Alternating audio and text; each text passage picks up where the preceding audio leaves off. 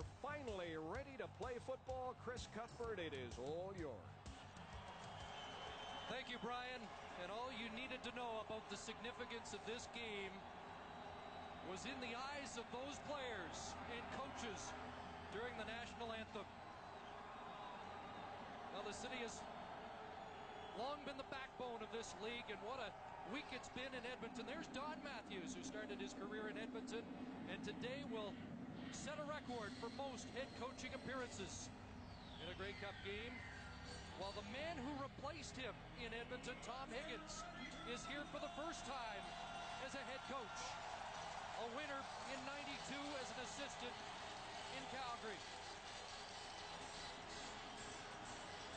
Here's Anthony Calvillo, 2 300-yard games against the Eskimos in the regular season.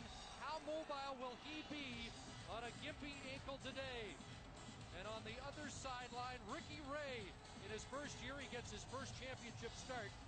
Can he maintain his cool demeanor in the face of a tormenting Al's defense? But it's all about emotion right now, isn't it? Well, you can see it right off the opening. You know, just as the anthem singing, the eyes, the tears. I mean, it's all about this. I mean, sitting in that room for so long, and you know, in the start of the week, it goes fast, but the last couple days just drag. You just can hardly wait to get on a football field and hit somebody.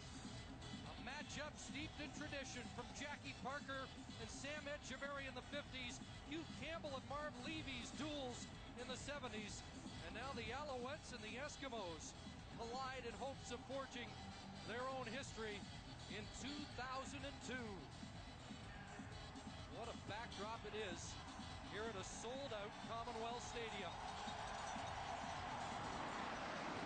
One more flyby to stoke this crowd, and the 90th Grey Cup Classic is underway from Commonwealth Stadium. One of the upmen, Anwar Stewart, and the Eskimos swarm him quickly. Well, nice job of getting down. They try to go to short kickoff. Hopefully get down there and cover and cause a turnover right off the opening kickoff.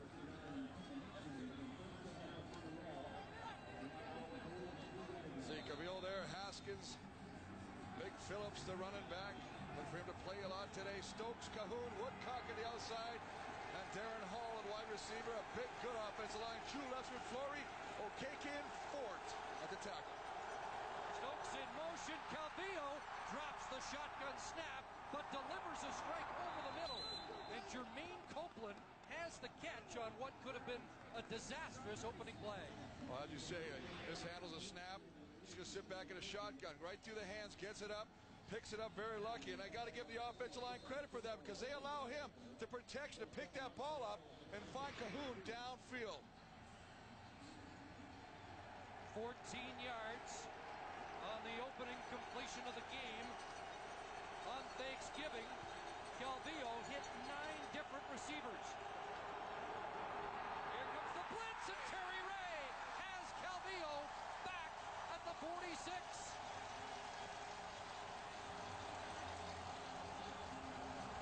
When you watch the last game between these two teams, Edmonton was very conservative on defense. They only went after him 3 times, and Montreal made him pay. I think you have to go after him. He's not that mobile. He's got a bit of an ankle problem right now. Great job of Ray coming off the corner. Can't get out there quick enough to get him picked up. There's the first sack of the afternoon, the first big play by the Eskimo defense. They call him T-Rex. He had a sack last week in the Western Final. Loss of 9. And so 2nd and 19 back on the Alouettes side of half as some debris floats onto the turf, and we join Mark Lee. Chris, here's the latest on Calvillo's ankle. It gave him so much problem this week. He had to have it injected before the game, so it's frozen, and it's giving him problems with his footwork. Here's the blitz again, but a completion to Ben Cahoon, and he'll be wrestled out by the veteran Malcolm Frank. And they are separated quickly, short of the first down.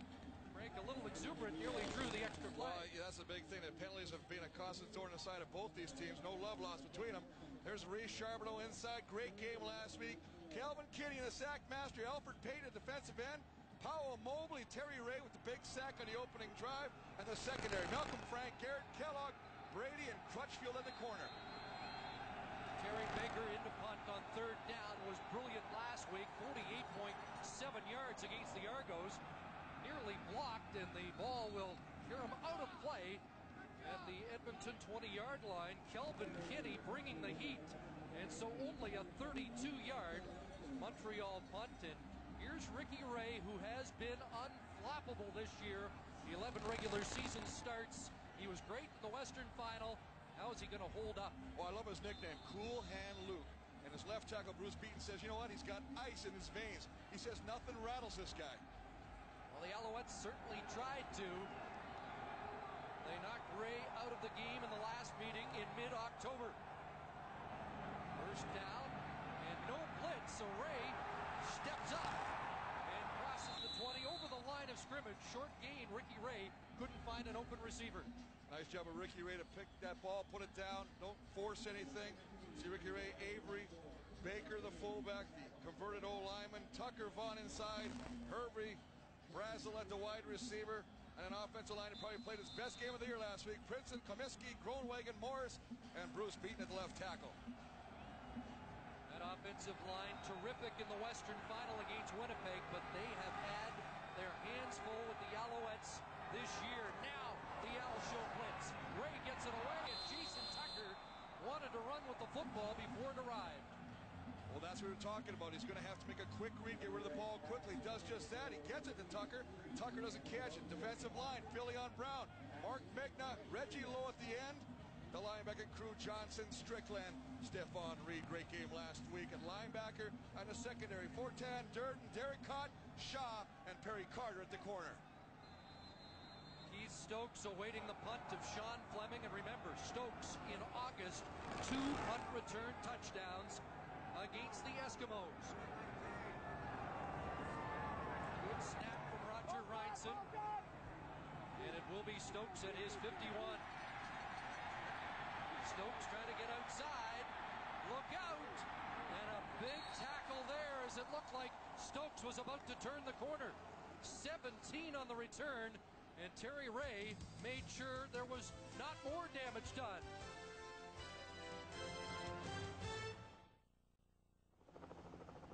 Commonwealth Stadium in Edmonton filled to the brim for the 90th Grey Cup Classic. Neither team able to score on their opening drive of the game. A first drive for Montreal without Lawrence Phillips, who's in the huddle now. Who's in the huddle now, but I'm still concerned about the punting situation. Fleming, I mean, I don't think you want to kick the ball to Stokes. You want to kick it out of bounds. Phillips on 2 gimpy knees, a six-pack for Calvillo to throw to, and he looks for Copeland, who can't bring it in. Signor Mobley step for step with Copeland, and he's a linebacker up against the slot back. Well, does a nice job of going all the way by Mobley. Step for step, as you say. Again, good protection initially. Albert Reese is going to knock Anthony Calvillo down after he throws that ball. You want it, you've got to start riding the quarterback. The biggest thing is you can't let AC sit back there and get any kind of rhythm, any kind of a comfort zone back there. The ball at the Edmonton 43. 2nd and 10. And Calvillo with a flag down. The play doesn't get off, and perhaps an indication that the noise here at Commonwealth may impact on the Alouettes today. It, of course, was in their favor last week in the Eastern Final. Illegal procedure. Montreal 53. Still 2nd down. Azuma Okeke was the man who moved the big left tackle. Well, that's one of the things. He's just right over here, and that's all he's going to do. He's just anticipating. You see, his biggest thing right now, when he's going against Alfred Payton, he says, you know, I got to get that first step back to get faced up with 56. The sack match is so important. That's all he was concentrating, and he missed the snap count. What a great matchup that is. Alfred Payton, the top defensive player. Okeke has been the top offensive lineman. It's 2nd and 15. A pass underneath. The ball comes loose. Is that a live football? They're saying incomplete. And you wonder, because a week ago, a similar play led to an Alouette touchdown when a pass was ruled complete and a fumble. But you got to like the way they're covering right now. Not only are they covering the guy, they're keeping everything in front of them. And once he makes the catch, then it's up to Crutchfield to hit him. And when he makes contact, that ball comes loose. Chris, that's a fumble based on the way it was ruled last week in the Argonaut game. Well, I didn't think it was a fumble in the Argonaut game last week, to tell you the truth. I don't think he possession of the football. I don't think he had his feet down last week, but that's another game. Big hit by Crutchfield, separating the ball from receiver. Great kick by Baker, and Tucker lets it bounce into the end zone, and this is going to go all the way through, and the Montreal Alouettes score first in this Grey Cup game on a 68-yard single by Terry Baker, playing his final game in the Canadian Football League, the native of Bridgewater, Nova Scotia. Well, I'm really liking the way the defense is playing right now. It's very critical for Edmonton to kind of set that tone. You can see John Avery getting ready to take back and get on the football field. We'll see what he will contribute. He didn't do much in warm-up before the game. Troy Mills, who they dressed just in case, took a lot of the reps. And didn't do anything all week, but watch from the sidelines. He told us he won't know if the hamstring will hold out until he carries the football for the first time. So let's find out. This is John Avery, the leading rusher. Not much there, as the linebacker Tim Strickland says, not on this side of the field. Well, they're basically just going to slam. Well, they got 8 guys on the line of scrimmage, and they're just going to go, and you can't block everybody. The backside, one of the biggest things that Don Matthews has incorporated is great team speed on defense. There's evidence of that right now. It's 38 just comes from off the corner backside and tracks him down. Avery led the league, but mustered only 60 yards total in 2 games against the Alouettes. 2nd and 9, and the screen pass is well read. Terry Vaughn dropped immediately by Reggie Durden, and for the 2nd straight series, it's 2 and out for the Eskimos. Well, it's 2 and out. They're going to bring the middle linebacker blitz, and Kevin Johnson's just going to come to the middle. When he comes to the middle, now Terry's got to get rid of the ball. Now he throws it low, but that's exactly what they want to do. Durden's just going to sit right back there. He says, you know what, I'll give you that. I'll give you the 2-yard catch, but I'm going to tackle you and take everything away. Now it becomes a point. Edmonton says we want to get the ball quickly in the hands of our receivers. Hopefully they can do something after they catch the ball. Durden says no way on that play. Well, let's see if Fleming approaches this second punt differently. You don't think he should be kicking it anywhere near Stokes, right? That was correct. Block! Fleming gets it again. He'll take off and throws a pass downfield. And this ball, a pass interference call coming up. And the Eskimos escape a disaster. Well, I'm not sure what possessed Sean Fleming to pick up the ball and throw it, but after a block, the Eskimos are going to get the benefit of a pass interference call. Well, absolutely. Mark Washington coming through, originally gets the block. The ball goes straight down. That allows Fleming to pick it up. Instead of running with the football, he decides to throw it and throws it down and draws a pass interference call. Mark Washington with the 6th punt block of the year for Montreal. Forward pass interference. Montreal number 6. First down. Well, Stokes with the call. I mean, the returner coming to play that football. Now remember, he's a receiver. So when he plays receiver, he's not really worried about defending anybody. He just comes in too quick. He sees the football. He tries to get up there. Well, that's as strange a play as you're going to see. A punt block here by Mark Washington. The Owls thought they were going to get one last week against Toronto. The Argos made the adjustments. The Eskimos did not. And here's a pass for Jason Tucker, the speedy All-Canadian. He's through. Flag down as Tucker scores, likely coming back. I thought there was a wonderful job of blocking on the outside by the receivers. Anytime you run a hitch, Chris, you got to get some help to get your receiver to the outside. I thought they did a great job of doing that, but obviously a little too good, because just after he broke through and it was in the clear, the flag came down, and usually that means they're going to call a hold. Holding. Edmonton 26. First down repeated. Well, Robinson's going to get the call. They called 26, we believe 86. Right in there, you can see right there, just going to get his hands in there. He's got him inside, but you can see the sweater gets there. That's a late flag. I mean, he's looking at him. He's already past him by the time the flag is thrown.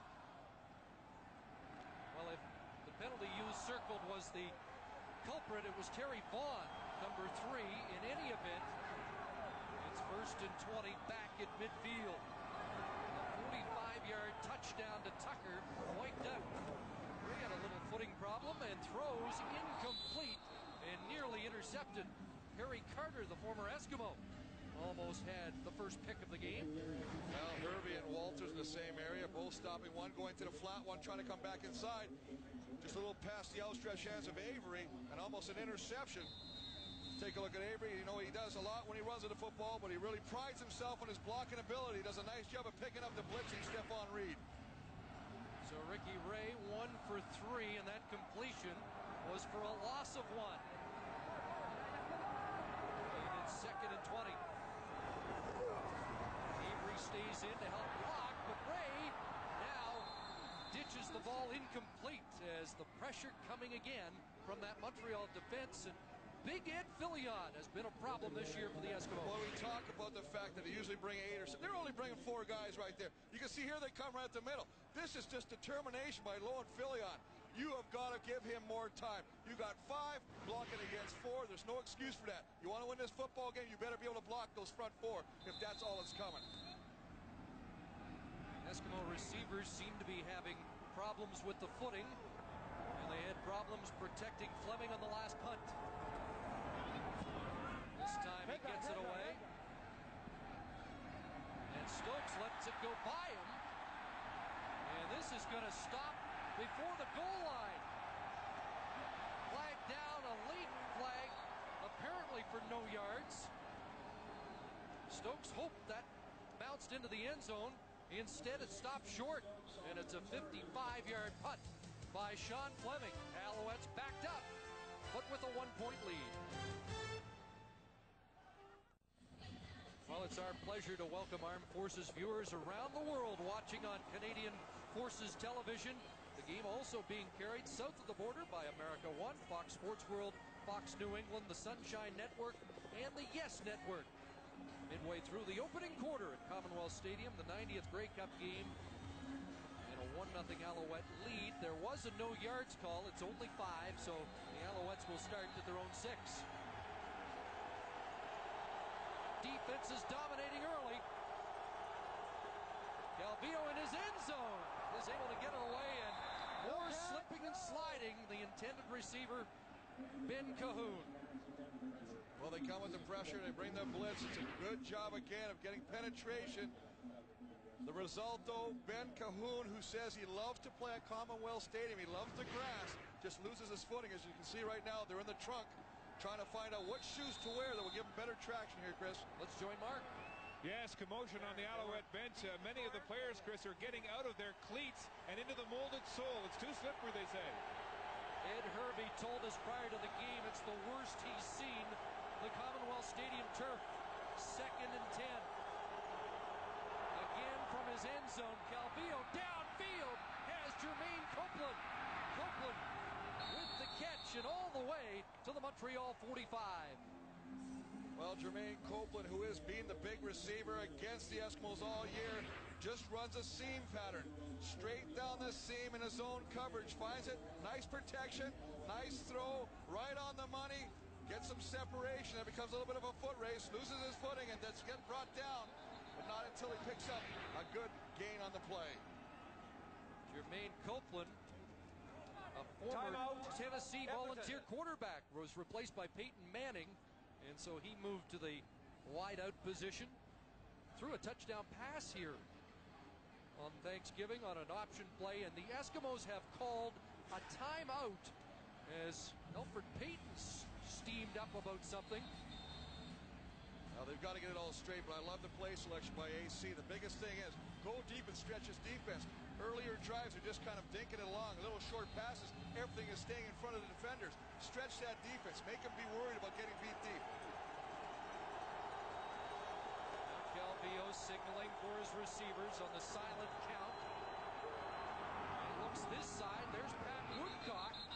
And it's incomplete. Woodcock will argue the call. The native of Ottawa, where the Alouettes feel is an emerging superstar. He led the CFL in average yards per catch this year. Absolutely. Almost 24 yards a catch. This nice swim move to get outside and then comes back to the football. What he's complaining about is he feels that Malcolm Frank got his hand in there trying to knock his hands down, limiting his ability to come up with the football. He may have something on that one. Woodcock, an outstanding year. He was on his way to 1,000 yards before pulling a groin in a game here in mid-October. 2nd and 10. Alouettes don't get the playoff, and again, they're not hearing the whistle down there with the noise at Commonwealth. Well, it's a nice job, and what it is also, Chris, Montreal number 13. is the Edmonton Eskimos are walking up to the defense. They're not lining up in it. Everybody's always saying all year that Edmonton will line up. They're moving late. That's causing some problems. Anthony Cavillo seeing this, he's trying to change the play. As a result, he's got caught twice with the time clock. It's been said that the Eskimos have traditional defense, but they gave us a lot of different looks in the Western Final, and apparently giving Calvillo different looks here. Another problem with the shotgun snap, but Cooley gets it away. Cahoon will be stopped short of the first down. Well, that's twice he's mishandled the shotgun, twice the ball, and twice he's been able to pick it up and make something out of nothing. Good protection from the offensive line. If this offensive line breaks down at all, Anthony Cavillo is going to get smacked. Does a nice job, just drops it, mishandles it, then gets up, looks around, good presence of mind, swings it out, gets it complete to Cahoon. Too short, and once again, Baker's in to punt. It's almost as if everybody's preoccupied with the footing right now, or feeling the nerves. Baker just gets it away. Jason Tucker, remember, Winston October not here. Tucker is. Look out! And he is stopped by Stefan Reed. Otherwise, he was gone. A 42-yard punt. 42 on the return. Many players seem to be having trouble with the footing, but not Jason Tucker. We saw him go 45 yards, a touchdown wiped out, and here 42 yards on this punt return. Well, you got good blocking. Right there, you got Robinson. Now watch this right here. This is Teddy Neptune. Now he picks it up. Now he creates a nice seam. When he does that, look at the hole open up, and the speedster, Jason Tucker, takes advantage. And as you say, good field position for the Edmonton offense to start. In Alouette territory at the 53, problems with the snap. The exchange from center, and Ray just plunges forward for a yard or two. Now, one of the things we have to talk about, Chris, is the fact that a lot of times it looks like it's just the exchange, but I also think that the footing is definitely a factor right here because they're so worried about getting back, getting their proper footwork done so they can either hand the football off. He just doesn't get it. Just looking at it, you can see the feet are slipping right there. Center Tim Prinzen, the 99 Cup winner with Hamilton, and here come the Alouettes early. Were they drawn? Adriano Belli moved quickly. We're going to join Steve Armitage. Chris, the Edmonton Eskimos have started changing their footwear. A lot of the players are going to that multi-form shoe with, hopefully, will get them more traction. A couple of players have decided to change.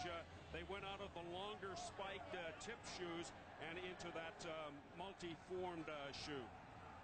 5-yard penalty against Belli. Second down and 4. And John Avery lunging ahead, but not much there. Reggie Durton moved up, and the Eskimos are short again, and they have not been able to establish anything on the ground with Avery. Well, it's an interesting thing. They just want to go off tackle, and he just gets the ball. Now, one of the things about the slippery field is he can't come back. One of the things that a back with the speed and the quickness of an Avery loves is traction. He just doesn't have it here. That limits his ability to cut back, and as a result, the swarming defense of the Alouettes traps him. John Fleming into punt. He told me yesterday, don't expect any field goal attempts outside 42 yards. Harry Baker said, probably not outside 40 yards. So in this case, again, a punting situation.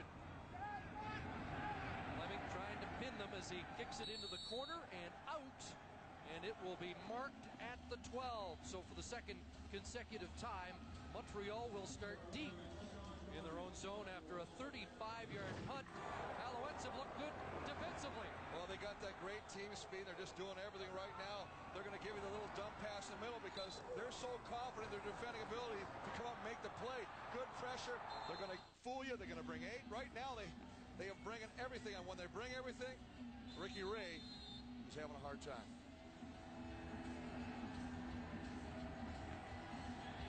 So the Alouettes take over on their 12. And while we mentioned Edmonton hasn't established a running game, Anthony Calvillo hasn't tried to run yet. 8 straight passes. And now he flares fires it out. There's Thomas Haskins out of the backfield. And he's met by Shannon Garrett playing in his first Grey Cup game. Garrett, a 7-year CFL veteran. Shannon Garrett does a wonderful job. People, you don't understand how hard it is, how slippery it is out here. And when you have to go one-on-one with the ever-elusive Thomas Haskins in the open field, it's a nice job of staying in front, knowing what he has to do, and bringing him down. Don Matthews taking Thomas Haskins and really applying the same offensive philosophy he used for Pinball Clements as a Toronto Argonaut when they won 2 straight Grey Cups. 2nd down and 8, and Calvillo over the middle, and that ball up for grabs and falls incomplete. Jermaine Copeland, the intended receiver once again. Does a nice job of covering by the secondary of the Edmonton Eskimos. I mean, Anthony Calvillo's got all day to throw this football. He's looking for someone to find. He tries to throw it. He leads Copeland right across. Nice job. Little stunt by the Eskimo defense. Little twist action. He just steps right into the open area and tries to thread the needle to Copeland, who's got good tight coverage on the play. Little twist. You see Calvin Kinney coming inside. Charbonneau's going to go to the outside. Something just to try and confuse that offensive line. So 40-year-old Terry Baker gets set to punt from his own goal line. Tucker awaits at midfield. Not a great kick. This one bouncing around the 45. Tucker's got it, and he's immediately stopped on the play. Tim Fleiser in first on the tackle, a 35-yard punt. We rejoin Steve Armitage. Thank you, Chris. Next Saturday on Sports Saturday, in addition to POV and Sports Journal, weightlifter Maurice Turcotte will be featured on Women Warriors. We'll have the Ringette World Championships live right here in Edmonton. And Alpine Skiing's World Cup races from Lake Louise. It's the men's downhill. That's next week on Sports Saturday at noon Eastern. Well, the turf at Commonwealth was supposed to be advantage Edmonton. So far, it has not. Here's a quick hitter left side. Ed Hervey, world-class speed, and Hervey takes it for a first down. You want to bring everybody inside the tackle box. You want to line up 7-8 guys. How do you attack this defense? You go outside. It's a nice job, little hitch pass. Once again, you see both receivers? Both receivers. If you're not catching the football, the next thing they got to do is they got to get a block. They both do a good job. That is really nice. Brazel does a nice job of doing that. That allows him to get to the outside. Nice execution of the hitch pass. 14 yards for Hervey. He had 117 in his last meeting against Montreal. Here's the give. John Avery swarmed immediately. And as Avery just not able to accelerate because of the hamstring or the field. Well, and they also did one other thing this week, Chris, and they decided to line up John Avery closer to the line of scrimmage. They figured, you know what? Montreal runs a one-level defense. They put everybody in a straight line. They're trying to beat you with too many guys. They figure if they line up John Avery closer to the line of scrimmage, he's got a better opportunity to pop through. Right now, with the field conditions the way they are, he's having trouble getting traction, and Montreal's defense is just suffocating him. Loss of 4, 2nd and 14. Ray on a roll, looking downfield, incomplete, as he was trying to hook up with Chris Brazel. That's a nice job of getting Ricky Ray outside of the pocket. I don't think you can make a living today, especially of letting your quarterback sit back there like a pylon. Get him outside where he has an opportunity to try and throw the ball or run with the football. Sit there now. The pressure's coming. That's a nice job of Mark Megg, the 54, staying on his pass rush, contained, staying. Do not let the quarterback get to the outside of you. Here's another example of what Fleming mentioned yesterday. This could be a 45-yard field goal attempt, but the Eskimos opt to punt. Heads out. Fleming trying to angle it and put it out of bounds near the 15-yard line. And again with the footing, the Eskimos not confident about a long field goal attempt. That's just a 24-yard punt as we join Mark. Chris, there's an intriguing game going on behind the scenes here today at the Grey Cup. The Montreal game plan includes the stealing of Edmonton signals of plays from the sidelines. The Eskimos say they're aware that the Alouettes have videotapes of their signals, and sources around the league say that the Eskimos aren't the only team Montreal has spied on. Now, to counter that, the Eskimos are using 2 people on their sideline to signal in the plays, trying to confuse Montreal. But a high-play source with the Alouettes say they've got lip readers because a lot of coaches mouth the plays when they call them. Chris. Sounds like a spy novel. Danny Machocha, of course, the offensive coordinator, making the calls was on the other side last year. The Alouettes familiar with his signaling, and there's Lawrence Phillips with his first productive carry. First cover. This goes right up there behind the big right-hand sides, Flory, and big Neil Fort, 350 pounds. That's what he's listed at. 6 yards for Phillips. Is this a page out of Cal Murphy's book? Did you steal signs? Only stop signs when I was trying to drive home. Second and 4. 6 receivers out. Calvillo dumps it off. Here's Lawrence Phillips. And Phillips crashing to the Montreal 40 with the first down. And again on 2 wonky knees. He refused to have his knee drained this week. There was speculation that that would be necessary for him to play. Well, the biggest thing they say is they would hopefully only get 11 big-time plays. They're not expecting Phillips to last the entire game because of the knee condition. But if they get 11 big-time plays out of him, they're going to be quite happy. Phillips drilled there as he left his feet to short gain after the 19-yard catch and run on the previous play. Well, that's one of the things that Phillips gives you. He's great athletic ability. And I tell you what, if it's not there, he's going to try and hop over and make something happen. We're through a defensive-minded opening 15 minutes in Edmonton.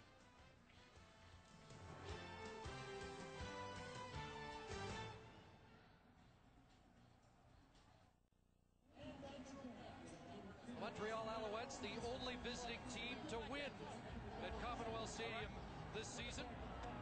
John Avery going over things on the Edmonton bench with Chris Morris as they search for some answers after an awful offensive first quarter. Well, it's awfully offensive, but you got to look here. 94 yards. You still put some yardage on for the Alouettes. 3 first downs and 2 for the Eskimos, but as you say, a first quarter dominated by the defenses. Again, a big punt return by Jason Tucker and a pass interference call after the block punt against Montreal allowed Edmonton to win maybe the field position battle in that opening quarter and stay within a point. Phillips got 2 on his carry, so the first play of the second quarter, 2nd and 8, Montreal. And the pass incomplete. Pat Woodcock had it sail over his outstretched hands, and he'll confer with Calvillo, and Montreal must punt again. One of the things they're trying to do is they're trying a lot of motion. They're trying to get everybody across the field. It's like a big traffic congestion in there, and they're hoping to rub or pick off one of the defenders and allow one of the receivers to come open. Former Alouette Glenn Young coming in on 2nd and long situations for the Edmonton defense. And now Jason Tucker checks back in. Baker to punt. Kinney's got it! Kelvin Kinney with a block. He came close earlier, and the Eskimos are on it at the Montreal 36. Chris, this is something they employed last week against Winnipeg. The long snapper, Winnipeg Congdon, they put Kelvin Kinney over him, saying we're going to rattle him. We feel the big man can get some pressure and maybe block a punt. He didn't do it last week, but he's come close a lot already today, and here he comes and gets his reward. Just beats the up back inside, gets the big hands. Remember, this is a 6'7" guy. When he puts those hands up, it's about 7 feet. Great job of blocking, and knocking that ball down. So the Eskimos set up in Montreal territory. Ray short drop, and that pass incomplete for Tucker.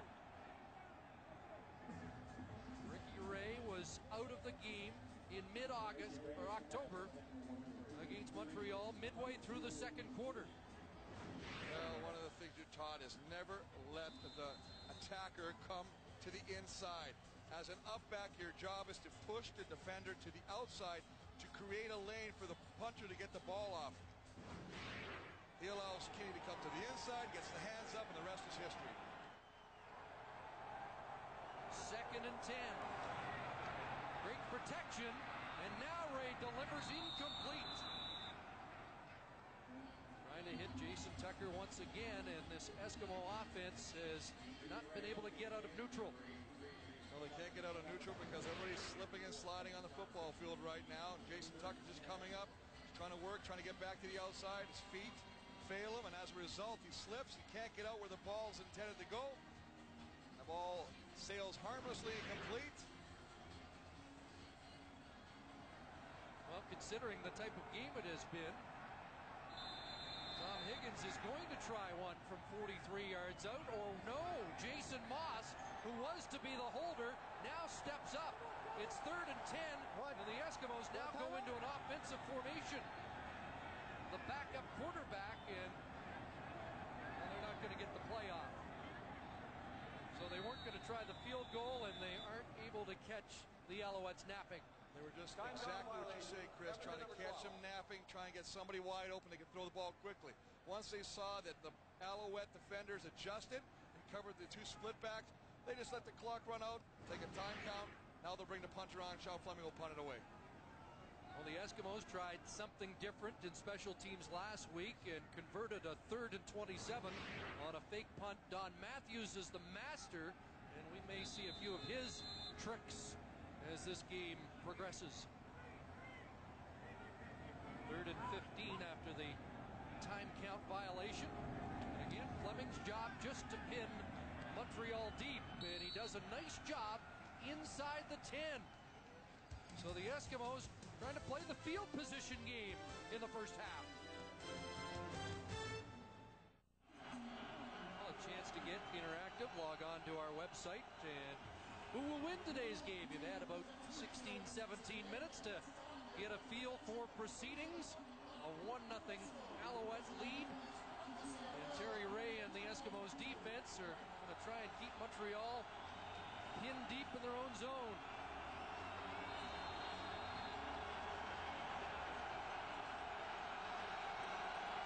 This has the makings of some of those 70s defensive battles between the Als and the S. As Calvillo tries to go to work in the air, Woodcock's got it! And look out! Pat Woodcock could go! Only Malcolm Frank, he's not going to get there! And the Canadian speedster has a 99-yard touchdown in the 90th Grey Cup.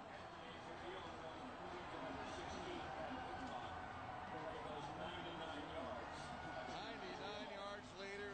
This is something the Montreal offense did not do last week. I don't think they attacked the Argonaut defense deep at all in the second half. You have got to stretch this defense. Nice little play-action pass. Again, good protection. Little post right across the field. He gets some separation from the defender. And then when he gets to the open field, Pat Woodcock, who they say is the fastest receiver on that Alouette team. The longest pass reception in Grey Cup history. 99 yards to Pat Woodcock, a former ball boy for the Ottawa Roughriders. And the extra point provided by Terry Baker. And the Alouettes jump to an 8-0 lead. He was at the Grey Cup game in 1988, Chris. He was in your dressing room afterwards. A big Winnipeg Blue Bomber fan, a James Murphy fan. But Murphy never had a play like this in the Grey Cup. When you go that deep like that and you get the separation from the speedster Woodcock, Jackie Kellogg is just in a chase position. You can see Malcolm Frank trying desperately to try and come up and hopefully tackle before he hits the end zone. But you gotta love the way this guy gets the ball. He breaks a tackle, now he gets out there. Now he's in the open field and turns on the Jets. It's a good effort by Malcolm Frank trying to drag him down, but too late. And Woodcock takes it all away. 99 yards for a touchdown.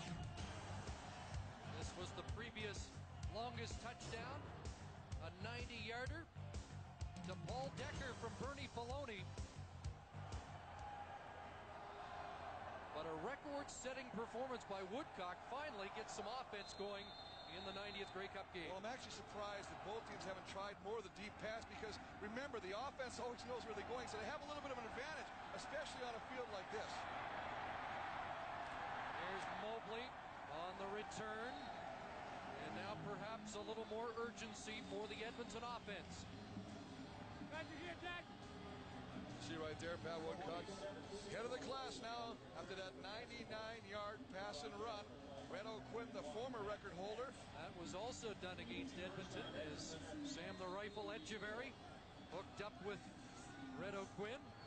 Back in 1954. Eskimos won 3 straight over the Alouettes in the 50s. Ricky Ray stays at quarterback, and Avery hit hard by the former Eskimo Rob Brown.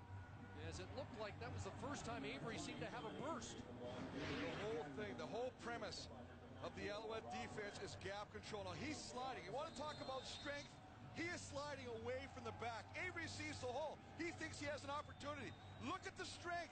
He's going around drone wagon with one hand and pulls down John Avery. Just a yard for Avery. 2nd and 9. Ray with lots of time and has a completion and a first down. Jason Tucker with the catch at the Montreal 51. It all starts with the big boys up front. You're going to give Ricky Ray time.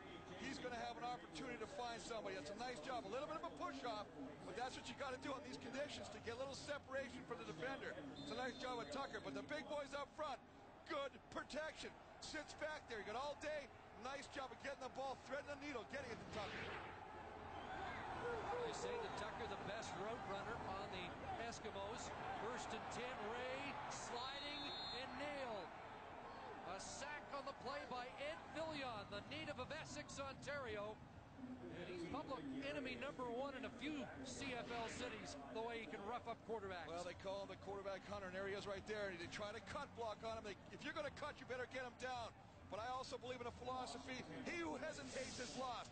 Ricky Ray, if you're going to go to the outside, keep going to the outside. The fact that you had to pull up and stop, that allowed Fillion to come and put the crunch on you. I guess he's the modern-day Angelo Mosca. That's a compliment. It sure is. Loss of 10, 2nd and 20. And Ray looks downfield. Terry Vaughn's got it and drops it. He did not have possession, and it's ruled incomplete. And you do not normally see the sure-handed Vaughn drop a pass like that. And Chris, we just talked about this. I said, I'm surprised you're not going deep. It's going to work on Durden. Look how he turns him. Now she's got him turned. Now he comes back inside. Durden misplaced the football, and as you say, the usually reliable hands of Terry Vaughn lets him down. He bobbles the ball, he sees it, he tries to pull it into the chest, but that's a nice job of Derek Hott coming over there and knocking it loose at the last second. So it's 3rd down, and Fleming again wearing a brace today on an injured knee, sailing a beautiful putt back to the 10-yard line. Stokes with a nice direction change, and may have dropped the ball. Stokes hit by Terry Ray, but he does hold on. That was a 51-yard punt. 10 on the return, and the Alouettes on top. Welcome back to Edmonton, Commonwealth Stadium. And right now with an 8-0 lead, 62% of fans across the country apparently like the Alouettes. Boy, I tell you, that's a heavy gamble. You're sure? You may want to reevaluate.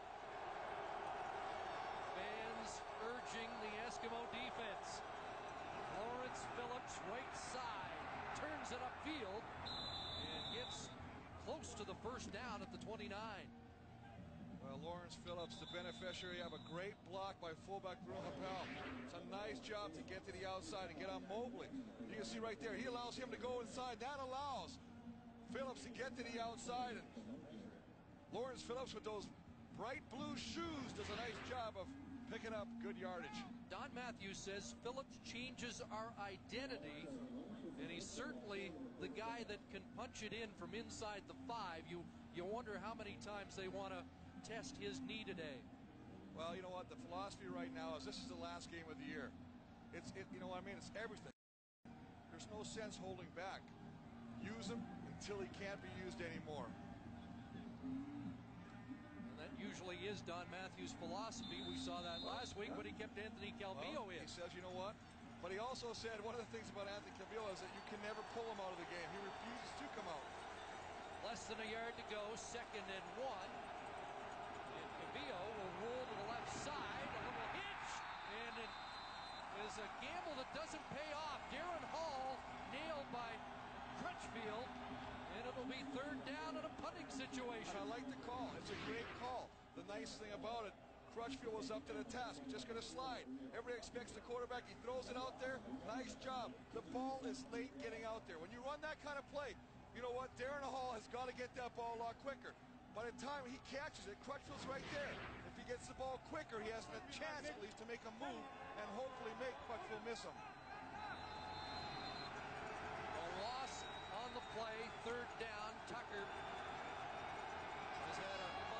first half in the return department. Baker gets it away. And Tucker slips across the 50 to the 52. 36 on that Baker punt. 6 for the return as we join Steve. Thank you very much, Chris. Coming up at halftime today, the big entertainment, Shania Twain Live. And, of course, we'll have that 6:49 draw, and the panel will take a look at the first half highlights here at Commonwealth Stadium in the 90th Grey Cup. That's coming up at halftime.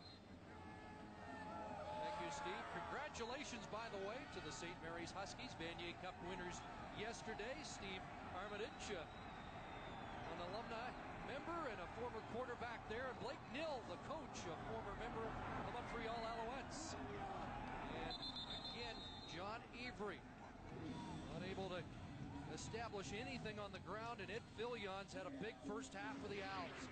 Well, the biggest thing is John Avery just can't. He's slipping off the top. Look at him. Now he's trying to do it. Now he is a key of stutter stepping. He loves to get them feet going 100 miles an hour underneath him, and he can make his cut and find a hole. But right now with the tracking so slippery, he can't get it going. And as a result, the Alouette defense is just time and time again taking them down.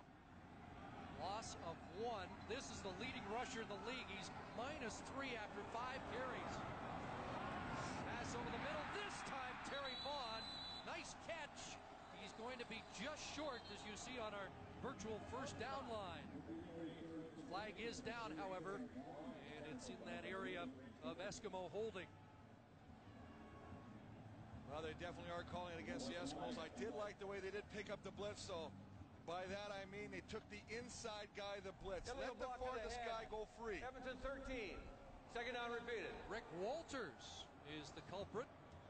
Well, they saw the blitz, so what happens is Rick will slide into the inside, right off the end of the offensive line, and he'll pick up the initial or first guy past the offensive tackle. That allows the other guy, Tim Strickland, to come free, but he's got a longer way to go. Walters, a member of the Saskatchewan Roughriders in the 97 Grey Cup game here in Edmonton. So it's second down over 20. And a long throw by Ray, and Ed Hervey unable to run under it.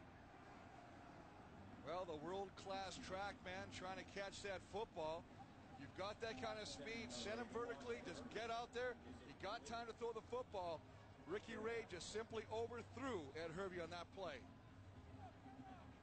See the numbers there, eh? 3 for 11, only 27 yards. And you begin to wonder about Jason Moss, who has had to relieve Ray. Well, remember the last time these two teams met, Ricky Ray, not very successful, as you say. Moss comes in, throws for over 340 yards, so that may well happen today. Fleming's punt not as deep, but gets an Eskimo bounce.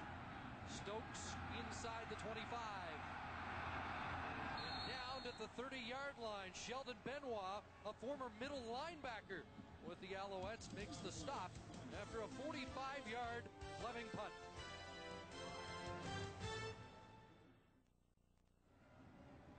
It's been 25 years since the Montreal Alouettes last won a Grey Cup. That, of course, was the famed staple game at Olympic Stadium. Tony Proudfoot, who is here, still has the staple gun he used.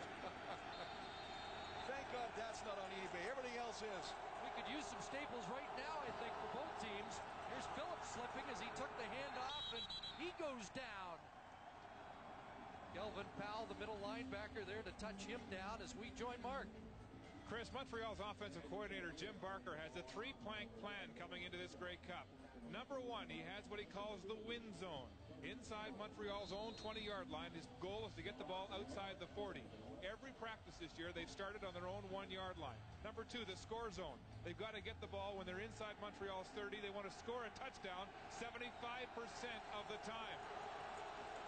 Well, he told us the other day that Pat Woodcock was an emerging superstar. There's a pass sailing over the head of Darren Hall, and he also has a 99-yard touchdown play, doesn't he, Mark?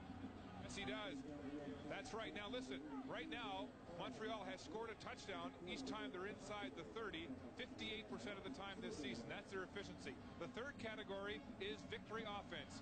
Jim Barker Parker wants his team to score a touchdown during the final 4 minutes of the game or end the game with possession of the football. Last week they did both in the final 3 minutes against Toronto. Parker has done an outstanding job. The Alouettes with 13 regular season wins. Here's Jason Tucker. Gathering speed, but unable to turn the corner as Anwar Stewart was step for step. And some words exchanged on that sideline after Baker hits one for 43 yards.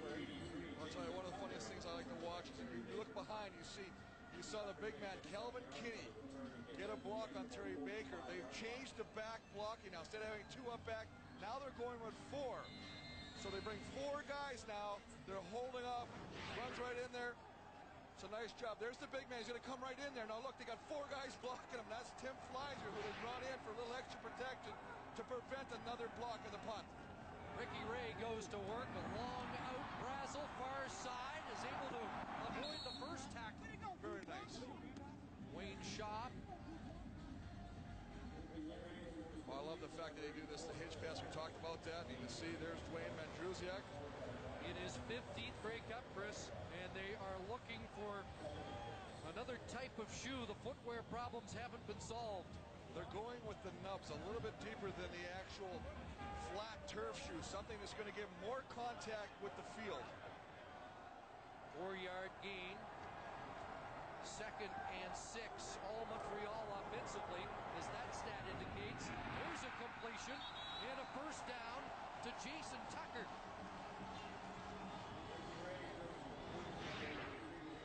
Just a safety blitz. We talked about the fact that Ricky Ray has got to get rid of the football, working in front of Derek Hutt. Tucker does a nice job of keeping him behind, using the body. Here's the blitz. There's a safety blitz. Stephon Reed's right there. Ricky Ray equal to the challenge, gets rid of the ball quickly and completes it to Tucker. I think they should be checking Tucker's footwear. He's been running well. Here's the blitz again. And the screen pass, and Avery can get loose. Well, there's nothing more frustrating to an offensive lineman than a defensive lineman who won't rush the passer. Bruce Beaton wants Reggie Lowe to come up. Come on, beat me. Go to the quarterback. If he does that, that will allow Avery to make the catch and have some room. Reggie Lowe doesn't do it. He doesn't even try and attack Beaton. Sits there and actually plays the screen. That's a nice job of 99 defensive end.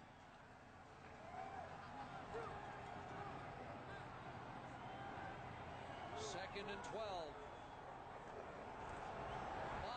Blitz on, gets it away, it's complete.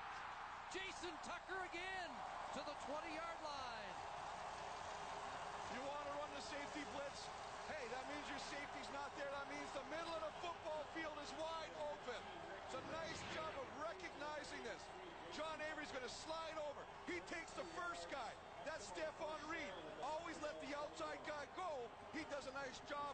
Ricky Ray gets an extra second to go downtown and complete a huge pass. Jason Tucker, 3 catches, 57 yards. He's returned 4 for 57. A huge day. Had a 45-yard touchdown called back. And now Ricky Ray has some time to survey into the end zone. And this ball is picked off. Reggie Durden with the interception. This is, Chris, this is a poor decision by Ricky Ray. I don't think there's anybody that's going to be unhappier than the man himself for throwing this football. Initially, good protection. Now he sits there. He wants to go, but there's nothing there. A little pressure. Now he steps up, and he actually throws his sidearm, and he throws it in. There's good coverage. It's not a smart move. You know, on that play, get rid of the football, throw it out of bounds, regroup, rehuddle, come up with another strategy. That's a poor decision by quarterback Ricky Ray. And Terry Vaughn waving for the football, uncovered Durden with a touchdown on an interception last week. A fumble recovery. And he is the best cover guy in that talented Alouette secondary. So Montreal takes over at the 25, and Calvillo has some time. Looking to the near sidelines, intended for Darren Hall, and it sailed into the Eskimo bench, incomplete. He tries to go down 25 yards down the field to the flat. Trying to find Darren Hall working against Crutchfield. And now see the hand there. You know why he's got that? It's always to give you separation. If I got my hand on the defender's back, I've got at least 1.5 foot separation. So if I have to make a cut, I can actually push off to get some more separation from the defender. Steve Charbonneau comes out of the game for Edmonton on 2nd and 10. Glenn Young checks in, another former Al. Here's the blitz, and they get to Calvillo, who barely got it away. That's Terry Ray off the edge again. Well, you know what I like? You know what, Chris? All you hear all week, Don Matthews' philosophy on special teams, offense, defense is we will not defend, we will attack. All of a sudden, since last week, the Eskimos say, you know what, we're the same way. We're going to attack, and for the second time, you see Terry Ray coming on a blitz and making something happen. First time a sack, this time knocking the ball incomplete. A 3-minute warning given to the benches in the first half in Edmonton. 3:02 remaining in the first half. The Alouettes with the 8-point lead, a 99-yard touchdown catch and run by Pat Woodcock, the Ottawa native. And now Terry Baker to punt for Montreal, and Terry Vaughn instead of Jason Tucker to return. And a brilliant punt by Baker, driving it over the head of Vaughn. That's a huge punt, and it's bouncing down to the 6-yard line. They'll get the no yards, but that's only 5, and that's an exceptional punt. 79 yards for Terry Baker, getting his last kicks in his final Grey Cup appearance. Well, I tell you what, how are they getting so much pressure? I want you to watch this guy right here. That's left shooter. Now, that's the linebacker right there. That's his first read. Now watch, if that's clear, he's got to come back out. He's got to pick him up. That puts him in a no-win situation. By the time he gets out there, Terry Ray's already there. 2 times already today. He's beaten that block and got a hit on Camille. There's Kevin Lefsrud, the Viking Alberta native. You know what, and you're talking about October. He didn't play today. Terry Vaughn, the rule of thumb is never let the punt bounce. As much production as we've seen out of Avery today. Again, Rob Brown with the tackle, but Avery just trying to get his numbers into positive territory. Well, Rob Brown, who leads the team with 8 sacks, the strength. I mean, just fighting off the block again. Leo Groenewegen, the 16-year vet, having his hands full. Big Rob Brown today. Groenewegen told me yesterday he thinks those are the best 2 tackles in the league, bar none. 2nd and 6. Ray with time underneath.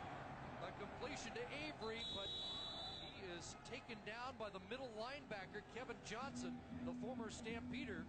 And another punting situation, the 8th of the game for Edmonton. The only other drive was stopped by the interception. Well, this is absolutely, he's looking downfield. He can't find it. This is a release outlet. The last guy's going to look at.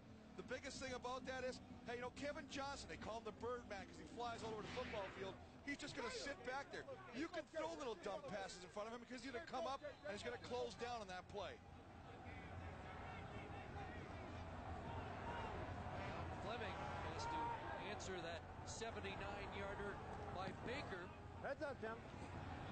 This ball will be taken by Stokes at midfield. And Stokes is able to shake through to the Edmonton 40. And with under 2 minutes to go now, the Alouettes with an opportunity to add to their lead as we join Mark. Thanks, Chris. On the Alouette bench with injured defensive back Baron Miles. Baron, last week after you missed the Eastern Final, you were so hopeful that you'd be able to play here, but that leg hasn't healed. How hard is it for you to stand here in civilian clothes and watch? It's very hard. Once I realized I wasn't playing, it was kind of hard to even go out to practice field, just knowing that I wasn't going to be able to perform in this game. It's the biggest game of the year, and you want to play in it, but right now it's a great job by young guys, and they're making plays, and I'm happy for them. Baron, hang on 1 second as we watch Lawrence Phillips go around the outside. Let me ask you this. The field conditions, it looks like the defensive backs may be having the toughest time of anybody out there with them. Yeah, it is tough. I'm trying to tell the guys to make sure they get in front of the receivers and make them move instead of us moving. So we make them move first, they're going to slip first, so that gives us the advantage. Aaron, thanks for your time. No problem. Chris? Baron Miles, the top defensive player in the East. Runner-up to Alfred Payton in the awards. 2nd and 4. This is a big series, Chris. 8-0 Alouettes trying to pad the lead before halftime, and Phillips is going to be stopped short. Well, he looked like he changed the play. Anthony Cavillo originally went under the center, came back, turned, talked to the backs. Whether that was a confirmation to make sure they were all on the same page regarding the snap count, but he gives it to him right there, and he runs in. And a nice job by the tackles closing on that, limiting the gain, forcing a 3rd down situation. And again, another situation where the field is really controlling what really happens on that game. Well, neither has been a huge factor. The edge to Phillips, of course, and now a 42-yarder. And again, that seemed to be the outer edge of makeable on this turf for these two kickers, at least in their pregame discussion. Baker was 7 for 7 against the Eskimos this season, and he remains perfect. In his final Canadian Football League game, a 42-yarder for the 16-year veteran in a half dominated by the Alouettes. Well, you know what, and how big is that not catching the punt by Terry Vaughn? It's a change in field position. They don't move, they punt the ball, Stokes gets it, brings it across, where even if they don't move the football offensively, they have an opportunity to still put some points on the board. You can't lose the battle of field position. And it was especially surprising in that Jason Tucker has been so impressive on returns today. So Ricky Ray has a minute 15 to get something done in this first half. Short drop, pressure on, but there's Terry Vaughn with the catch and more as he crosses the Edmonton 50. That's a nice job of Ed Hervey lining up beside Terry Vaughn. He's going to run down the field and come back into the middle. As he comes into the middle, he tracks all the defenders.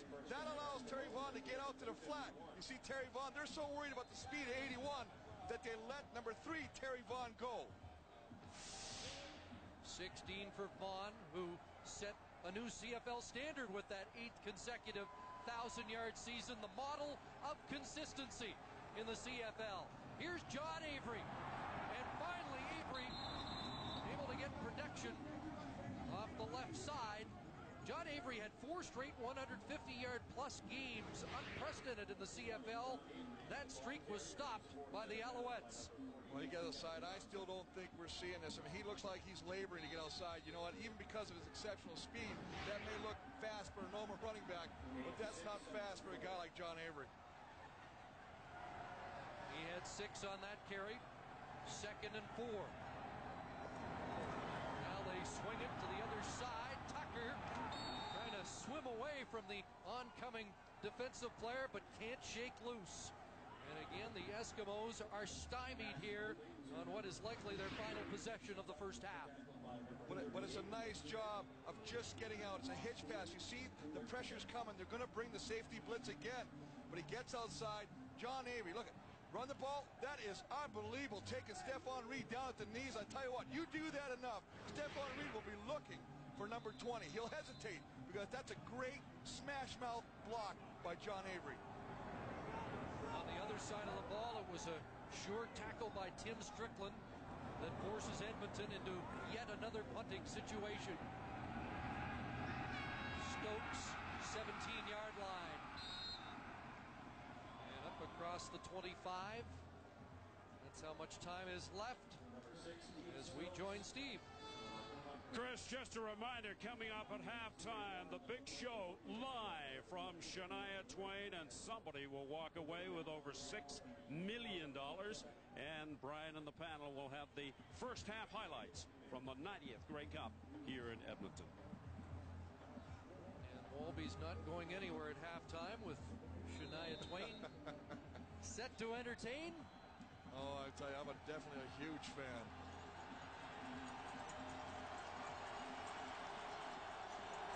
Let's see if Montreal plays close to the vest here. or whether they take a shot to build on this lead. Phillips. And Lawrence Phillips is able to spin up near the 35-yard line. Well, Lawrence Phillips looking like he's got some good traction here. As you say, he does spin out of a couple tackles. That may just be the power of Lawrence Phillips. We know about it's the fact that when he gets out there, it's a big man, hard to bring down. And as you say, he looks like he's got some traction on that play. 3 times a 100-yard rusher this season, 6 times over 90, and one of 5,000-yard running backs in the league this year. 2nd and 2. Back to Phillips. And he's strung out and will be short as time winds down in the first half. Nice job by the defensive end, Alfred Payton, stringing it outside. They're trying to run a sweep. They're trying to get Phillips to the outside, let him use his speed and his strength to pick up the 2 yards needed to keep the drive alive. Payton does a nice job, initial contact, and him flying to the outside. He forces Lawrence Phillips back inside. It's exactly what you have to do as a defensive end. Top defensive player in the country. And the Alouettes are just going to kill the clock and head to the dressing room. Well, I think the biggest surprise is that the Eskimos had more problems on their own home turf with the footing, and Tom Higgins has some real problems with the way the Alouettes dominated that first half of play. You know what, Chris? I'll tell you one thing, though. I think if you take back the one bad throw by Ricky Ray that was intercepted and the non-catchable punt by Terry Vaughn, we could be in a different ball game. Let's join Mark. Thanks, Chris. On the Alouettes bench with head coach Don Matthews. Don, first to the field conditions. How are they affecting your game plan in this Grey Cup? Well, you know, the field conditions are better than they were yesterday. There is some slipping and sliding going out there, but, you know, there's still a pretty good game going on. Sure is. Your defense is playing almost like you've got a man in their huddle, shutting them out so far in this first half. Is it going according to form for you? Well, yeah, we've really studied their films very, very hard, and we have a good book on them. Our players are playing well. Don, thanks for your time. Good luck in the second half. Thank you very much. Don Matthews and the Montreal Alouettes with 11-0 lead as we go back to Brian. A sluggish first half offensively, Tom, for the Eskimos. What do you do to have to get them going? Well, make first downs. We will still see if we can feature some of our runs. They've done a nice job. We knew that they'd probably try to bring one more than we could actually block, so we're going to have to try to, again, get our receivers open, make some of the plays. If we can score in the third quarter, we're going to make this a football game. Are we going to see Jason Moss? Right now, no. Thanks, Tom. You're welcome. Stay with us. Second half coming up when we return to Edmonton. Apparently, no, we are not going to commercial. Let's go back up to the booth. Once again, Chris Walby and Chris Cuthbert. Chris, it's all yours. We'll change of direction here. Thanks, Brian. Up in the booth where the news that Jason Moss isn't coming in yet is a bit surprising. Well, I think it's a good decision right now. You can't push the punting clock. He had one bad play. That's the bad throw. Other than that, he's moved it around. He's put the ball to Tucker. A couple nice big catches. He had a drop, as you see, by Terry Vaughn. Not his fault. It's a big thing right now, but I guarantee you this, the start of this half, second half will be key. If he struggles more, you're going to see him get the hook, and you're going to see Moss. We're going to check the numbers in the first half. By the way, Jason Moss 2-1 coming off the bench this year. But the biggest thing right now is you look at the first downs. Edmonton is actually taking the lead in first downs. But net yards, look at the net yards, 214 to 88. That's the big thing. But the situation still, the one bad throw.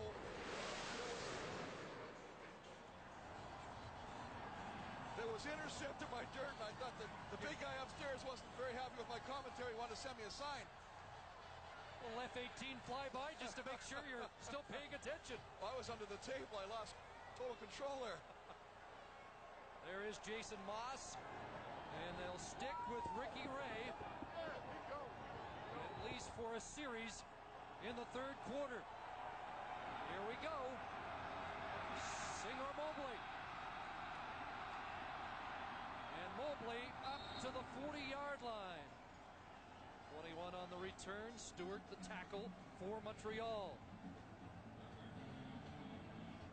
I see Ricky Ray coming in there. He's spreading the ball around. A lot of the conservative ones right here just trying to throw the hitch passes out here, hoping the receivers can do something. He's got the one big one, though, to Jason Tucker. How about that drop ball, though, by Terry Vaughn? He may have gone, if not for the hustle of Derek to knock that ball loose. First and 10, Edmonton at the 41. John Avery, and again running into a white, red, and blue wall.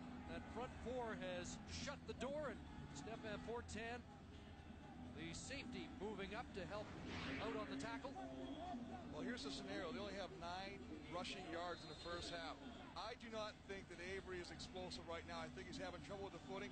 You got to remember, he has got a little bit of a hamstring pull too. He's still not 100%. You know, you wonder if you're going to see a bigger back in Troy Mills sometime today. Out of the shotgun on 2nd and 10. Ray, open man, first down, and his primary receiver on the day, Jason Tucker, has his 5th catch. Nice job of getting protection, sitting back there. Ricky Ray. Jason Tucker finds a hole in the zone, sits back down, now settles his feet, secures the catch, knows he's going to get tackled by Durden as he comes up, holds on to the ball, but picks up a big first down. Chris, we should mention it was an extended halftime. The Eskimos brought in a lot of extra bikes and had their players riding the bikes during the halftime to stay loose. Ray lofting this, but Herbie is a step away from running under it. Harry Carter was the defender. That's exactly what you want to do. You talk about the field conditions. You talk about the slipping. You talk about the defenders. Perry Carter in this case. He's got to turn and run with the speedster, Ed Herbie. I love it. It's just a little rainbow pass. Just sit out there, just try and throw it up under, and hopefully Herbie, the world-class sprinter, can come underneath it. But look at that. That's what stopped him right there. The little tug on the back of the jersey by Carter. Former teammates both in Edmonton and with the Oakland Raiders, so they know all about each other. Herbie working against Carter, and it's 2nd and 10. And Ricky Ray steps up, looks deep. He's looking for Tucker, and he has it inside the 20. Jason Tucker is burning Reggie Durden in this Grey Cup game. Well, Montreal only rushes 4. As a result, the offensive line does a nice job of picking it up. It allows them to find us. This is a long time developing play. Comes across underneath, away from the linebacker. Away, gets some separation from Durden. The ball is delivered just when it has to be. And he holds on to it just as soon as Durden comes over. But look at the protection. That's what you got to do. Allow him to step up and find a receiver. They have energized the crowd at Commonwealth. First down. Here comes the rush. And Ray throws it into the turf but avoids the sack as Stefan Reed, the Kamloops native who admired Larry Ruck, a former Eskimo linebacker, came in and applied the heat. Well, they're going to bring the blitz. Just going to come off the outside right there, and that's a nice decision right now. You're saying, why is it a nice decision? Because for why he does not force this. He throws the ball to an open spot. It's almost like you say, hey, let's regroup. Get back in a huddle. We live to play another day. There's an indication of the heat that's been applied on Ray today. 2nd and 10. Wide open. Rick Walters. Touchdown.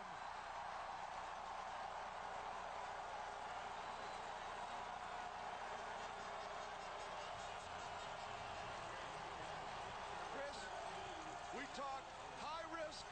We talk high reward. But I'm going to tell you right now, it goes against them. You're bringing the safety blitz. When the safety blitz comes with the middle linebacker, there's nobody in the middle of the field. It's simply a case of getting the recognition by the quarterback, Ricky Ray, and seeing the wide open Rick Walters for an easy catch for a touchdown. The high school product out of Archbishop O'Leary here in Edmonton. Rick Walters has the first major score for the green and gold. Right back in it early. 3rd quarter in Edmonton. Well, there's some energy on that Edmonton bench now as Ricky Ray repays the confidence his coach showed him. Hey, high risk, high reward. Take a look. There's one linebacker. Here's the other linebacker. Here's the safety. He's going to come. There's nobody in here. He sees this. It's exactly what you want to do. Recognition. Look at the release. 13 right down the middle of the field. Ricky Ray sees him, throws him the ball. I tell you what, you keep wanting to bring the blitz. You want to bring everything in the bathtub. You want to bring the safety blitz. You're going to get burned sometimes. Again, it's Anwar Stewart, one of the up men, and he sidestepped one. And the big man still going. Well, he's a defensive end who did his Mike Sellers impersonation there and across his midfield as we join Mark. Chris, we talked in the first half about how Montreal has been able to steal a lot of Edmonton signals in this football game. Interesting on that last drive, Danny Machocha, the offensive coordinator for the Eskimos, was setting the plays in from the sideline with players, shuttling players in and out of the huddle with interesting results. Danny Machocha was 10 in 1977, sitting with his father Cosmo at Olympic Stadium, watching his beloved Alouettes win the Staple Bowl. Now he's trying to beat Montreal in what is a 4-point game. Lawrence Phillips trying to get outside. Kinney in pursuit, and he's brought down. Couldn't turn it upfield. Kelvin Powell, the rookie middle linebacker, with the tackle. It's a nice job. We saw Alfred Payton do it to the other side. Kelvin Kinney says, hey, I'll do it as well. Just got to come up and run to the outside. String it out. That's a nice job of stringing it out. Then Shannon Garrett comes up with help from Kelvin Powell, the middle linebacker, to limit that gain. Well, first it was Shania Twain, then the Eskimos touchdown march, and the fans are very much back in it at Commonwealth. 2nd and 13. AC with time, and now has to bail out.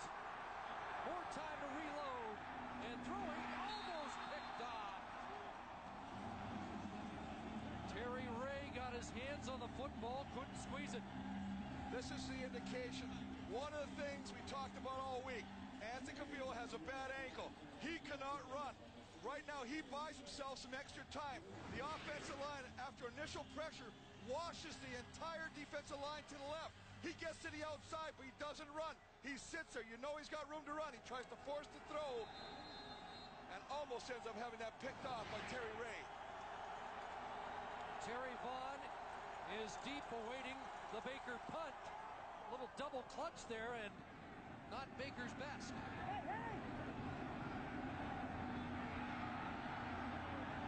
Vaughn slipped through the first surge of Alouettes.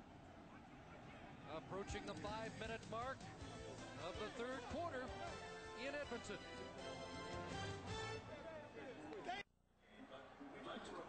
Well, the joint is jumping now over 62,000 at Commonwealth Stadium.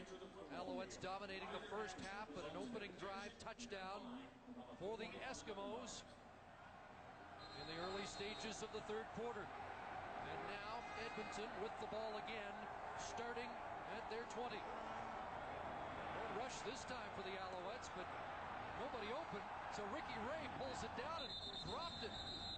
We've seen Ray have some trouble at times holding the football this year. Well, I also see Ricky Ray limping. He was hit earlier in the third quarter, and he came up limping, and I think he's struggling as well right now as you see him limp to the huddle. But again, they're only rushing 4. They're filling out with the armbar, working double team. Little head jack, pushing him over. That's a good job of double teaming the big man, the quarterback Hunter. He gets outside, tries to pick it up, and loses control of that ball. His leg almost hits it out of his hand. Whoops.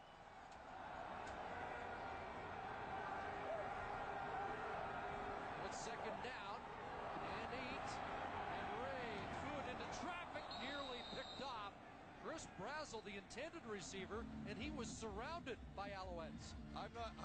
We saw the one. We talked about bad decision making. This is one right here. He's trying to force the ball in here to Brazel in triple coverage. You just can't do that. Take a look. 3 guys are going to walk in there, and this is an opportunity for an interception or a turnover by the secondary of the Alouettes as the ball is tipped. Shaw gets a hand on it, doesn't allow Tucker to come up, or Brazel to come up to catch. Derek Cott almost comes up with an interception. There's Keith Stokes, a double nominee, top rookie, top special teams player in the Canadian Football League. Fleming booming that punt inside the 40. Stokes got a block and gets it back across the Montreal 50, a 51-yard punt for Sean Fleming, 9 on the return.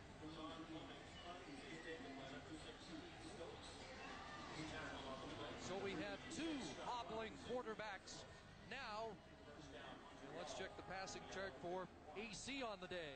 Well, I think the biggest one you got to look is 8 for 18, but this is the one right here. That's the TD. That's the 99-yarder to Woodcock. gave him a big play in the first half. First down at the Alouette 51. 4 receivers left side. Calvillo looking downfield, and incomplete. It was intended for Darren Hall, who looked like he had a step on Donnie Brady. And the Eskimos defensive back was called 3 or 4 times last week for pass interference, and Hall was looking for a call there.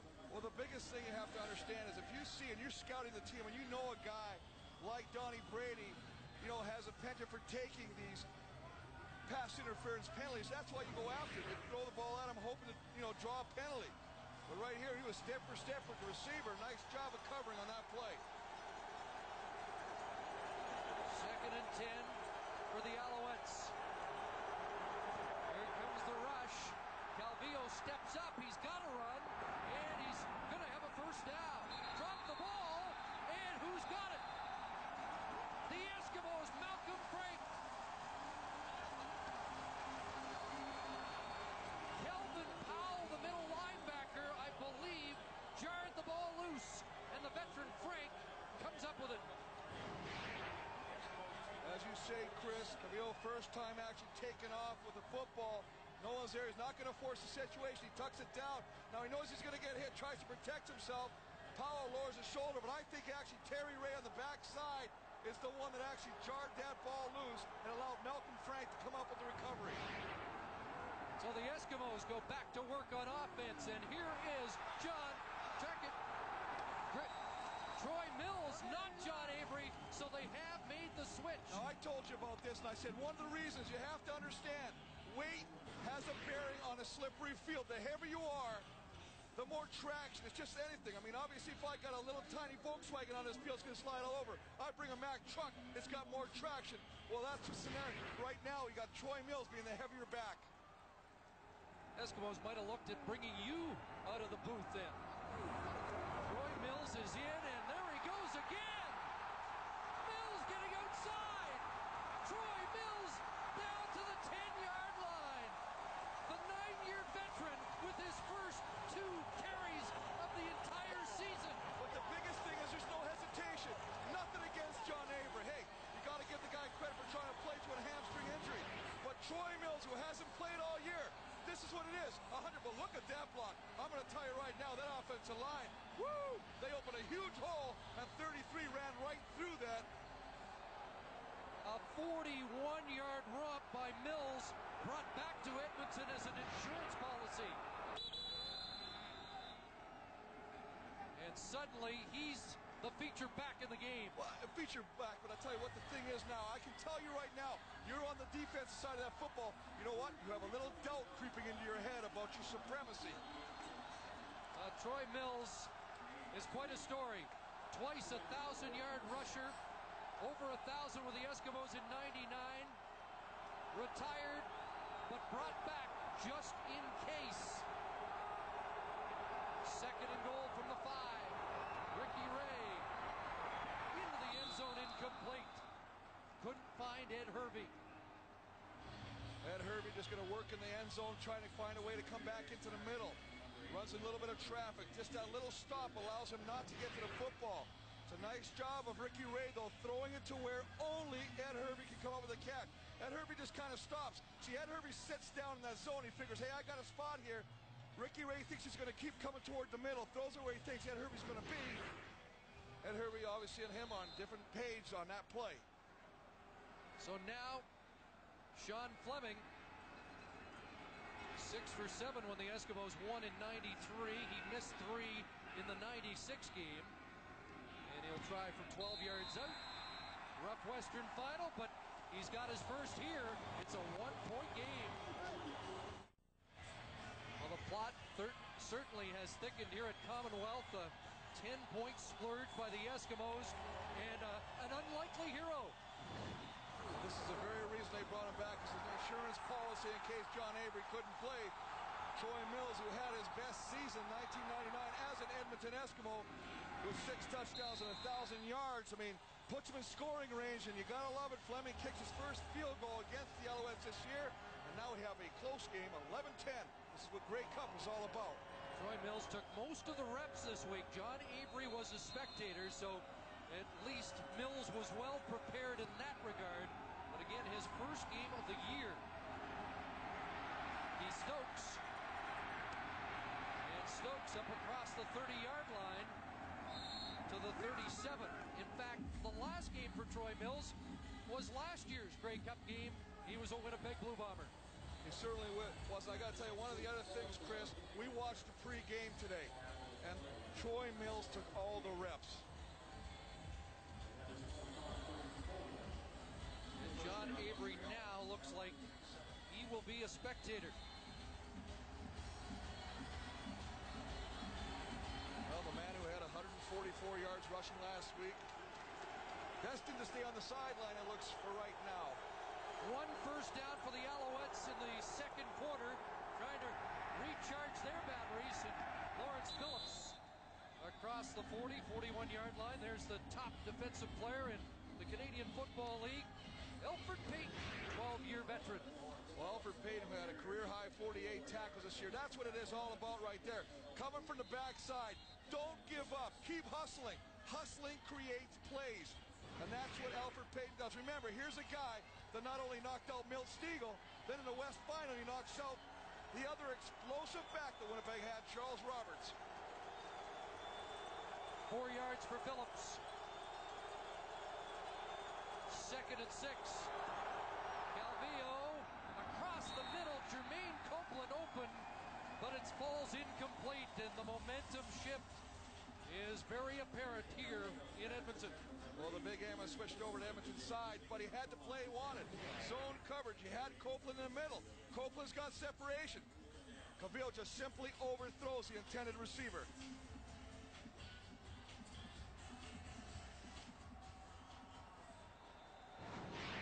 So Terry Baker back in.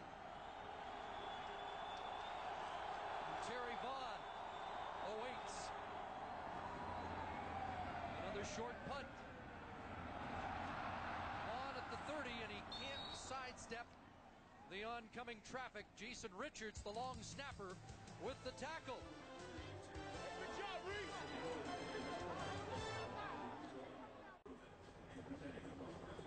Great aerial view of Edmonton and Commonwealth Stadium, the focal point of the nation. Hope you're enjoying the 90th Grey Cup game.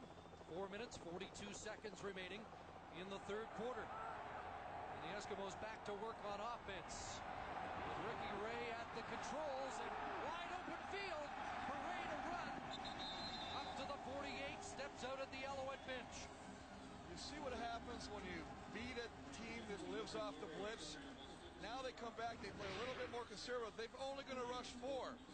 As a result, this offensive line allows Ricky Ray the time to look and at least look off a receiver, and then he sees nothing. He gets to the outside and runs for a first down.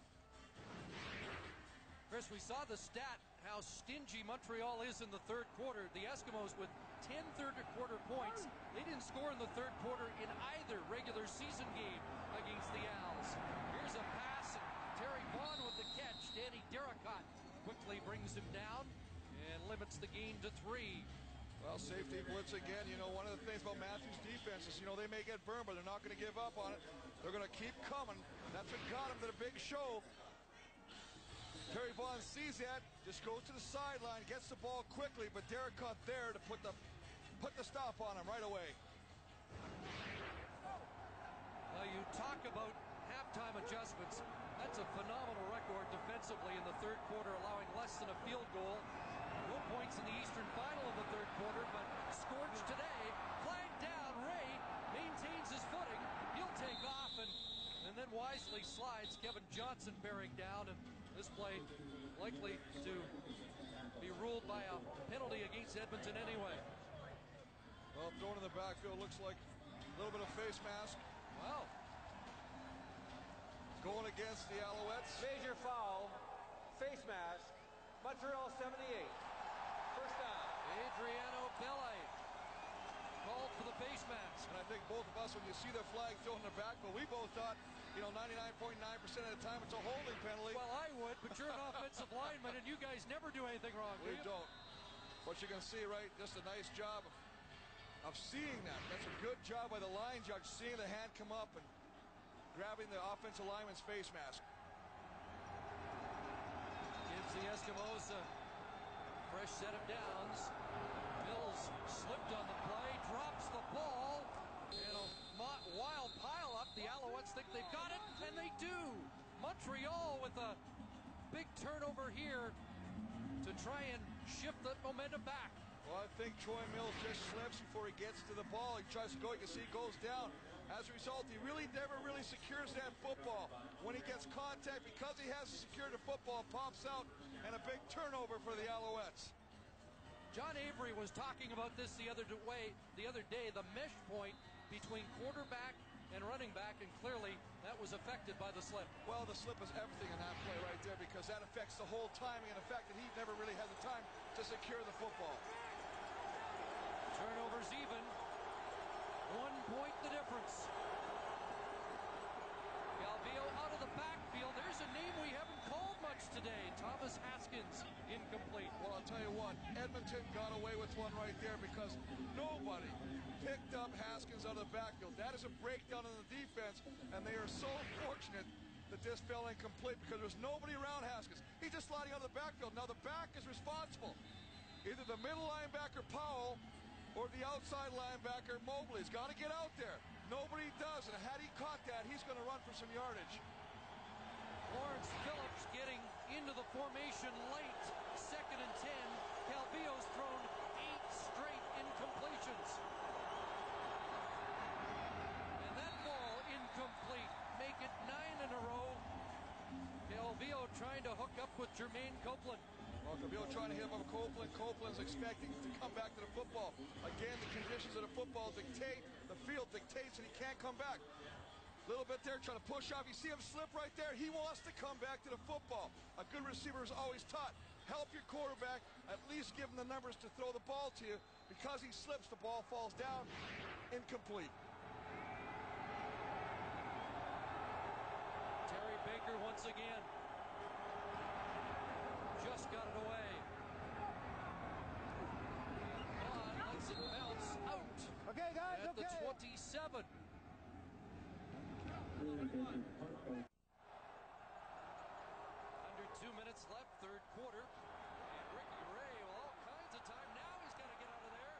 And does throw downfield. And the ball caught, but out of bounds. Ed Hervey couldn't get a foot in. Well, again, Montreal changing it up, just rushing 4. Ed Fillion getting double teamed. Tim Princeton, Leo Groenewegen not allowing Ed Fillion to get anywhere near the quarterback.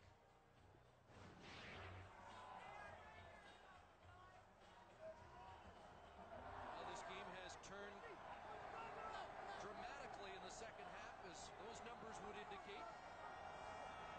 2nd and 10, Eskimos.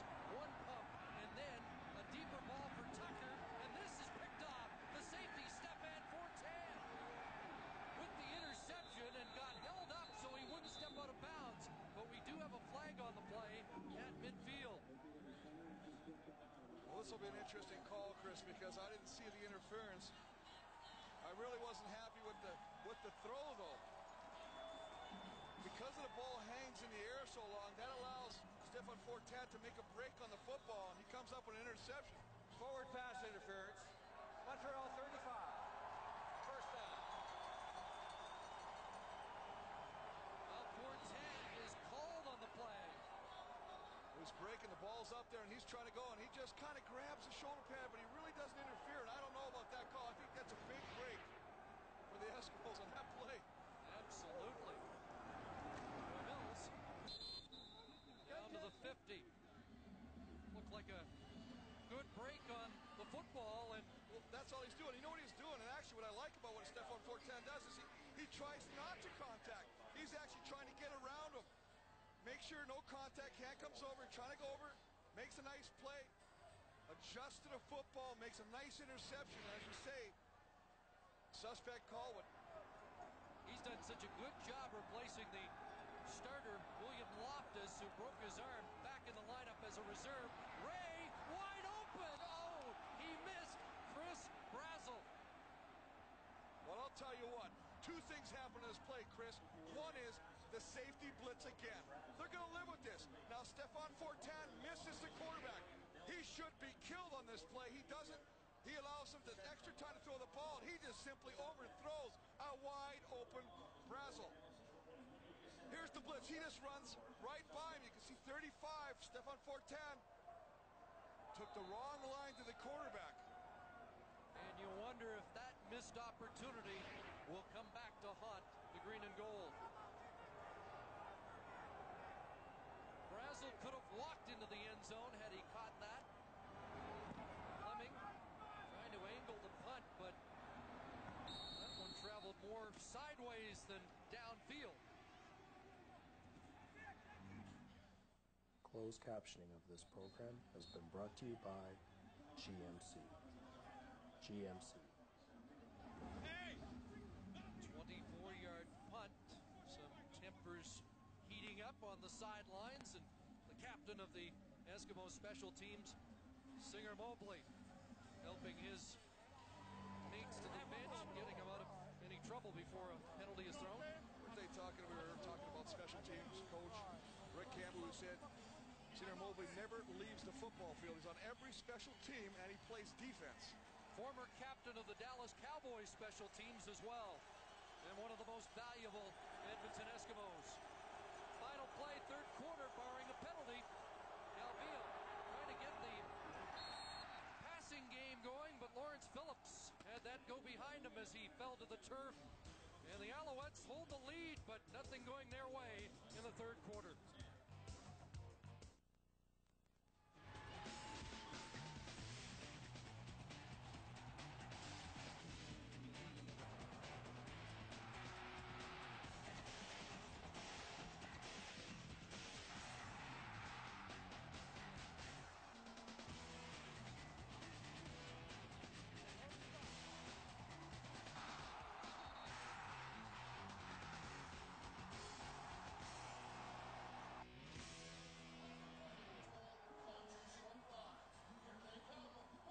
Heading to the fourth quarter at Commonwealth Stadium in Edmonton, the Alouettes clinging to a 1-point lead. They have not had a first down since Pat Woodcock's electrifying 99-yard touchdown. And now they start 2nd and 10 here in the fourth quarter.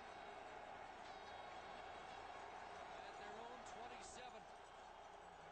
Calvillo delivers low, and Copeland, no, incomplete. Copeland comes up with the ball off the turf as we check the numbers through 45 minutes. Well, obviously the first downs, 14-4 in favor of the Edmonton Eskimos. You just talked about this third quarter alone. Edmonton 8 first downs, the Alouettes none. Calvillo is 0 for 9 in his last 9 pass attempts. Look at the yardage. Remember earlier in the game, this thing was huge. Montreal had the big edge. Right now, it swung the other way. Anthony Calvillo stone cold, and Baker must punt. Kitty again with pressure. Vaughn at his 40. Vaughn at the 50, and close to midfield. 15-yard return. Let's join Steve. Chris, if you like the old Beachcombers, you'll love the new Beachcombers. They return to Molly's Reach with an all-new 2-hour movie. That's tomorrow night at 8 on CBC, The New Beachcombers. See, Dave Thomas is one of the new Beachcombers. We're in the first minute of what could be the final quarter, or is overtime on the horizon. In the 90th Grey Cup game, Ricky Ray has been on the limp, but hanging in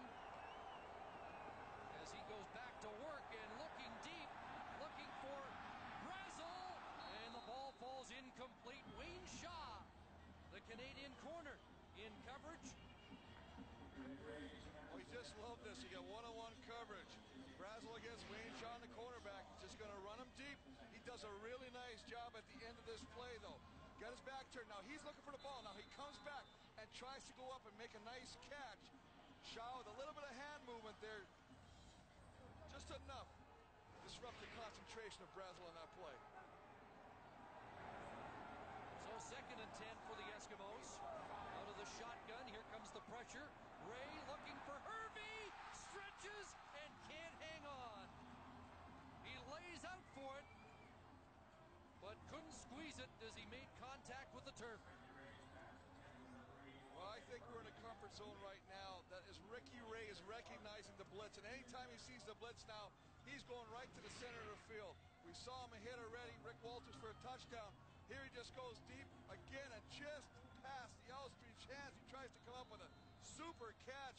Ed Hervey, fingertips, tries to pull it in, but then hits the turf. As soon as it hits the turf, it's incomplete. So it is Sean Fleming. And the punters may have a lot to say with how this game will be decided. Here's Stokes, good return, and he is pushed out at the 27-yard line. 11 after the 41-yard punt by Sean Fleming.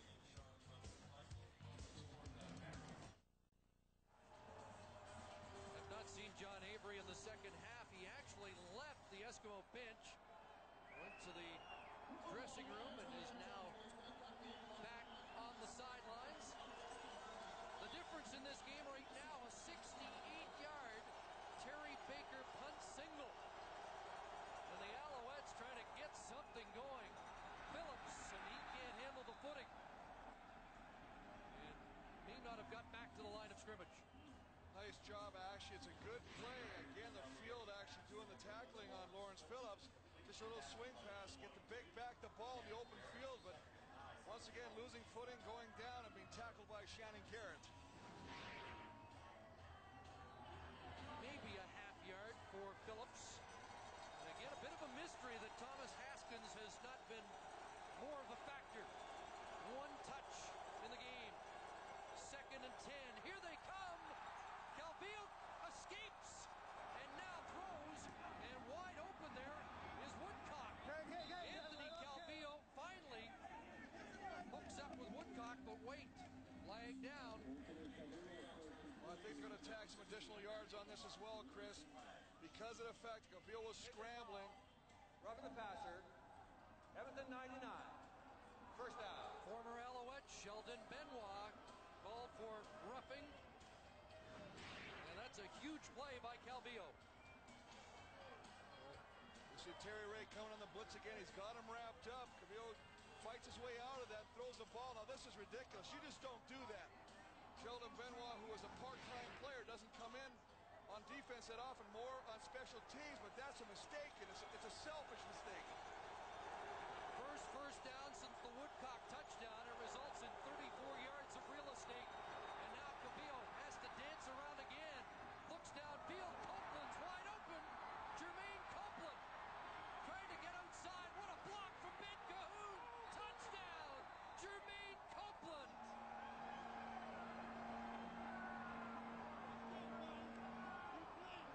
47 yards as Copeland poses in the end zone.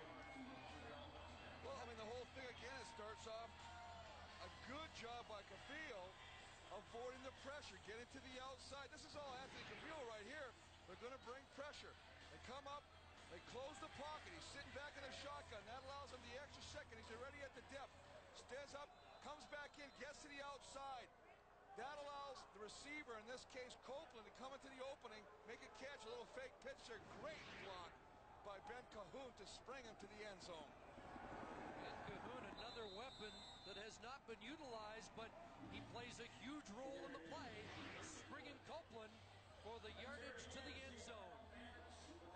That's just a nice block by Ben Cahoon, who still goes down and tries to get another block, and actually does on Terry Ray. When he gets his grading sheet, he'll get 2 stars on that one. Top Canadian in the CFL this year, and there is Copeland. That's for you, D. With the touchdown that gives Montreal the 8-point lead. Going on, baby, back in the crib. Remember, on defense on Edmonton is don't relax. Put something on the ball. You've been doing good, but you have to wrap up. You get to the quarterback, that's job 1. Number 2 is you got to do something when you get to the quarterback. 2 plays in a row, Calvillo has beat a sack by Terry Ray and pressure by the front interior of the Eskimo defense, and made big things happen when he avoided that pressure. Now the Alouettes offense had been stalled until the Copeland play. First Woodcock, 11 straight incompletions before Calvillo hit 2 in a row and a touchdown to give Montreal an 8-point lead. Jason Tucker and Patrick Dorvelis, a Montreal native, with the stop. But Anthony Calvillo showed his escapability on that series. You know what? You're in the fourth quarter, the biggest game of your career right now. You know what? You're going to do whatever it takes to avoid the pressure. Both times, Calvillo does a nice job of getting away from the pressure. Both times he makes things happen. The first, Woodcock. The second, the huge play, the 47-yard touchdown. Right there to the big man, Copeland. So now the Eskimos have to try and answer back. Ricky Ray, long out. There's Brazel. And Brazel will take it back inside. All the way across with Ricky Ray leading the blocking. And Brazel all the way to the 45. How about a quarterback leading the blocking procession? You want to fire your team up when your quarterback's out there throwing his body around. Remember, these are the pretty boys. They never like to get dirty. They definitely don't like contact. That's just a nice job. I really like the decision here. You know you got a bad feel for footing. You got a speedster, Brazel. He says, you know what, I'll go over there. That's a nice block of Ricky Ray working against Rob Brown. Hey, that's a mismatch, but you know what? You did your job. 20 yards the pickup, and now Troy Mills plunging inside, close to 4. Under 10 and a half minutes to go, and let's revisit your Canadian Tire game notes. Well, we should get all the guns a-blazing, get that whole offense. We got 99 and 47-yard touchdown passes. That's the Woodstock and Copeland. On defense, swarm, smother. 2 turnovers already for Montreal. Alouettes surrendered 10 points in the third quarter. 2nd and 6. A little Lokian pass, and Terry Vaughn has the catch into Alouette territory. Number 2 on the receiving list in the CFL this year behind Milt Stegall. And let's check your Eskimo game notes. Well, we know for offense, the biggest thing was win the war in the trenches. You got to give the quarterback time. 84 rushing yards in the second half. Troy Mills with the majority of those. Defense initiate plan CCC. That's confuse and crush Calvillo. At one point in this game, 11 straight incompletions.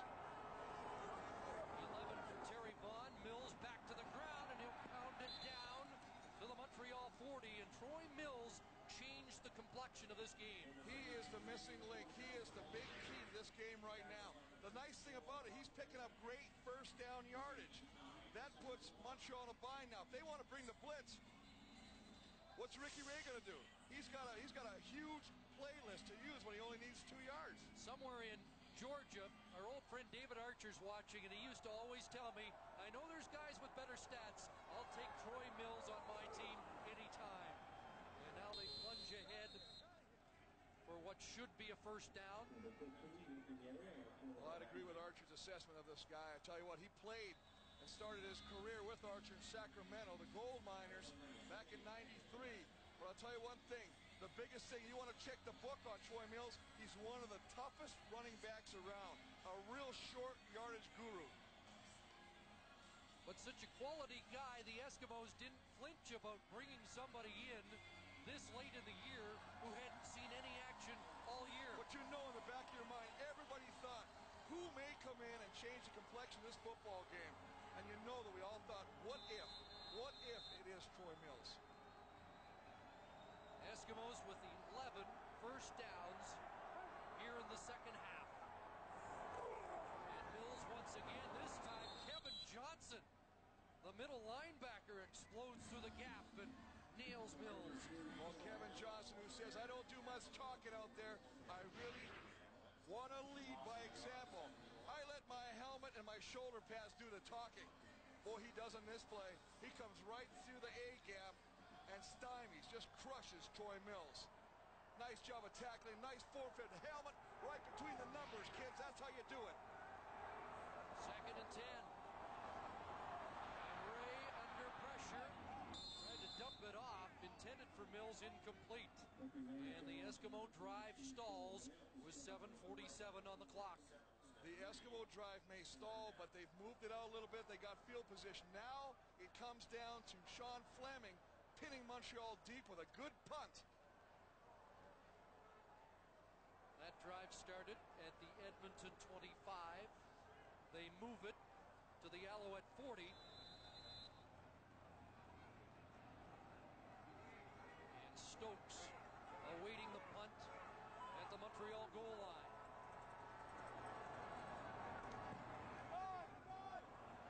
Better angled punt by Fleming, and it goes out inside the 10. They'll mark it at the 9. So the Alouettes backed up, but enjoying an 8-point advantage.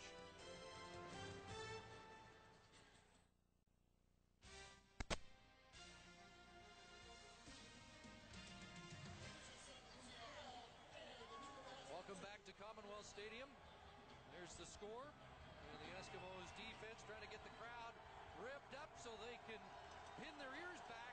Speaking of the crowd, biggest Grey Cup attendance outside of Montreal in Grey Cup history, 62,531. Anthony Calvillo looking deep, looking for Woodcock, and that ball falls incomplete at the Eskimo bench. Malcolm Frank was step for step. That's a nice job of not allowing Pat Woodcock to get behind Malcolm Frank. Malcolm Frank kept him in front of him and kept his eyes on the football. That's a double winning combination right there. It's a nice job of staying with the receiver and also staying focused on where the football is.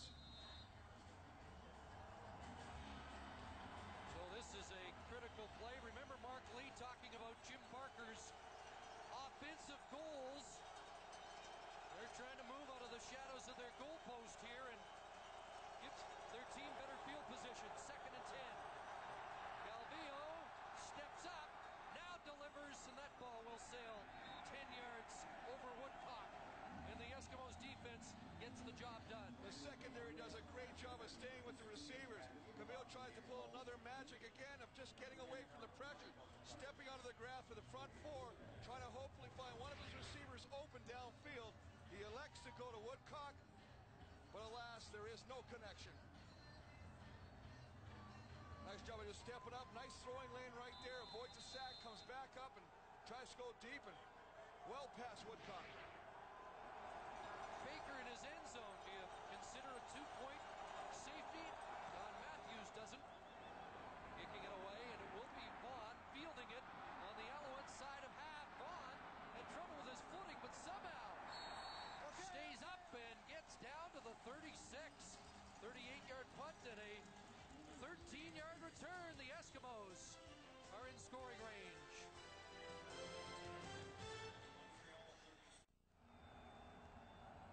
.6:31 to play, fourth quarter. Owls lead by 8. They're on the move. Don't miss Royal Canadian Air Force at their new time, 8 o'clock on CBC Comedy Friday. Well, Shania Twain treated us here at halftime, and a reminder that Shania's concert special on CBC is December 9th at 9 o'clock. Away we go back to the action with under 6.5 minutes remaining. Eskimos and Ricky Ray wide open, and Terry Vaughn has the ball skip in front of him. Well, that's a missed opportunity. We've seen this happen time and time again where the field interferes with the receiver's ability to come back to the football. He's wide open. He's going to try and put the brakes on and come back and catch the football. He just can't get his footing. He slides and he has to watch helplessly as it bounces inches from his hands.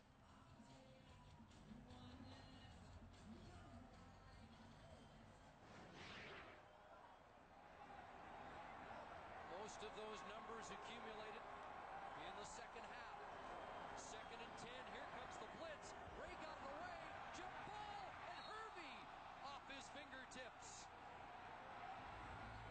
And Hervey trying to do the acrobatic adjustment as the ball is in the air. Turns right around, tries to come up with a catch. Little floater. Tries to pull it in. He's got it in his hands. Cannot believe he doesn't come up with a catch. It's right where it should be. It's a nice job of getting separation. He sees where the ball is. He tries to come back and hits him in the hands. falls to the ground incomplete. And Chris, Tom Higgins, again, a chance to kick a 43-yard field goal. Instead, they're going for it on 3rd and 10.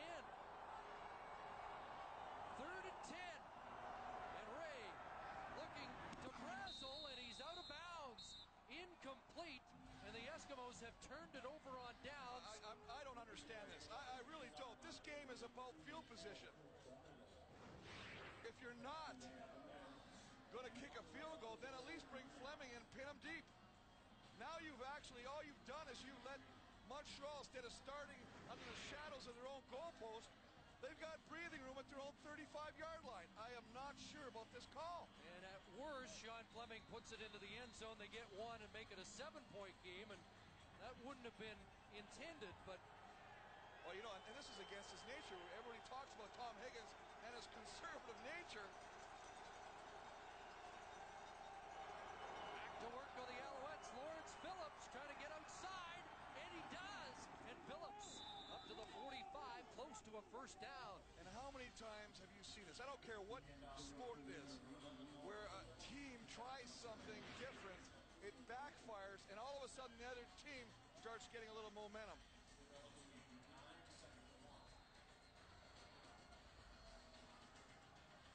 9 yards for Phillips, one of his most productive carries of the day. And Tom Higgins has made a decision that certainly will be talked about. Bruno Appel, the big fullback, a rare carry for a first down. Well, Appel, he is a big back, short yardage expertise artist. Doesn't get to touch the pigskin very often. When he does, he usually scores a touchdown or he picks up that crucial first down. And a touchdown in the Eastern Final. Just one during the regular season. He was a regular fullback last year, utilized a lot. Don Matthews said, I'm not going to do that with you. Be my best special teams player. And he has been. First and 10, and the Alouettes don't like the way things are lining up. That's a nice job Montreal 13. of confusion Still first down. created by the Eskimo defense by shifting around. Move around late. Don't line up in it. Move to it late. Nabil sees that, pulls back, wants to change the play, realizes with the 20-second clock, he doesn't have enough time, so he just lets the clock run out and takes the penalty. Now Charbonneau checks out. Sheldon Benoit, another former Alouette, is in. First and 15. Calvillo unloads downfield, no one home, and he was under heat again. Second down, they're always going to bring the heat. First down, they're going to change it up. It's a nice job. Both Just going Copley after him. and Ray off the edge. Well, that's what it's all about, is don't give the offense a key. Don't give them something they can sink their teeth into, knowing, for instance, they know you're going to blitz every first down or every second down. Change it up. Come on, first down. John Avery headed back to the room for the second time. Under 4 minutes to go now. Second and 15, and that ball falls incomplete. Interesting route that Calvillo tried to go to, which was basically a seam pattern by a streaky Pat Woodcock. When they're bringing everybody and the wide field, or the inside of the field, the middle is wide open. You would have thought that the receiver, Woodcock in this instance, would cut back into the middle. It makes an easier catch and easier throw for the quarterback. They're bringing everybody. Mobley off the side, Terry Ray from the other side. He elects to go straight down, trying to hit a flying Pat Woodcock. So the defense does the job, but again, had it been 25, 30 yards further after a punt, think of the field position they would have had. You know that, Chris. That's what it's about. And I agree with you 100% on that. Had they pinned him deep, they might get the ball very well back in Montreal territory. Terry Baker's done himself proud in his final CFL game. 13th punt. He's averaged over 45 yards. Here's Vaughn, 26-yard line. And Vaughn is taken down. That's another great downfield tackle by Jason Richards.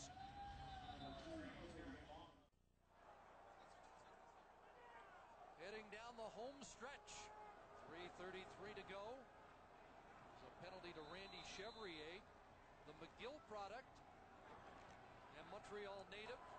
going against Edmonton, so they're backed up to their 16-yard line. Ricky Ray, quick hitter. Jason Tucker with the catch in front of Danny Darricott. Nice job again of recognition and making a quick decision. Ricky Ray recognizes the all-out blitz coming again, gets the football, fires it, and it's a nice job of the receiver recognizing that as well and cutting into the middle.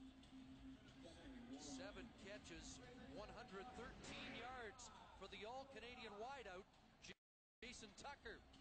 And the 3-minute warning being given to the benches here at Commonwealth Stadium.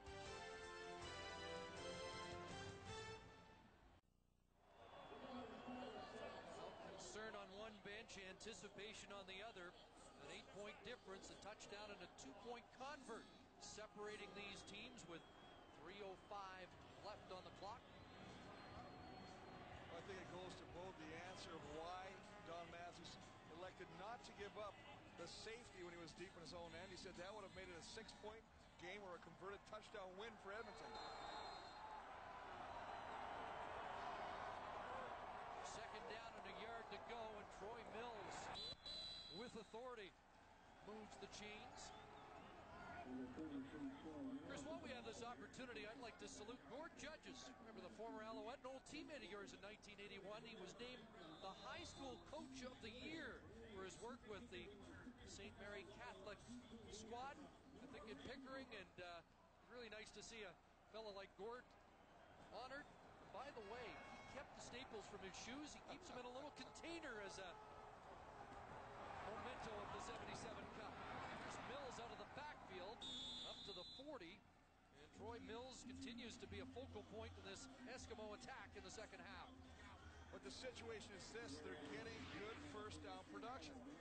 This is what it's all about right now. It's good decision making by Ricky Ray right now. Doesn't force the ball downfield, goes to his outlet, Troy Mills. Second and 2. Once again, Mills stacked up, and it's going to be short, I believe. Well, we need a measurement. Well, this is a good job by the D-line of the Alouettes of stuffing it, getting underneath the offensive line, not allowing them to get any kind of movement, and as a result, Troy Mills runs into their back, which is going to bring up a third and very short situation. Eskimos want a measurement, but I think the officials are quite content that it is short, and our virtual first down line would indicate just about a full yard. But you know, it's a smart decision here. Remember, you have the right to ask for measurement. What it also does is it allows you to get together with your quarterback. So it's almost like a timeout. You bring him over, you get another chance to talk to him about what you might want to do in the situation.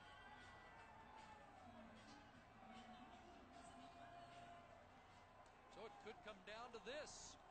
2:24 left on the clock. They turn it over on downs again, and this one is in all likelihood in the books. Ray pushes forward and give those Eskimo offensive linemen credit for keeping this drive alive. Well, you know what it's all about right now. It's do or die. We don't get it. Montreal gets the ball in our part of the football field as we see. There's what it's all about right there, Chris.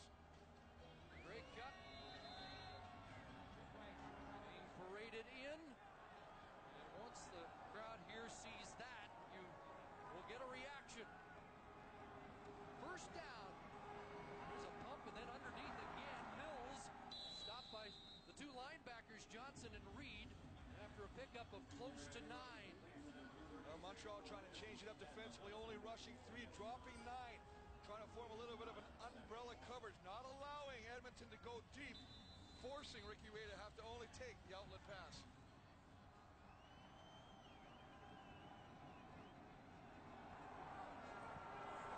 Second and short again, and Mills should move the chains. A deliberate drive. Not feeling any sense of urgency here with under 2 minutes to go. This is smart. Let's take a look at what they're doing. They're rushing 3, dropping 9, taking away the deep threat, forcing Ricky Ray to go underneath. He'll pick up 8 or 9 yards. Then he has to waste a handoff, and I hate to use the word waste, but you're eating clock. 8th play of the drive. It started at the Edmonton 16. Close to midfield. Time for Ray. Now he'll go deep. Looking for Herb.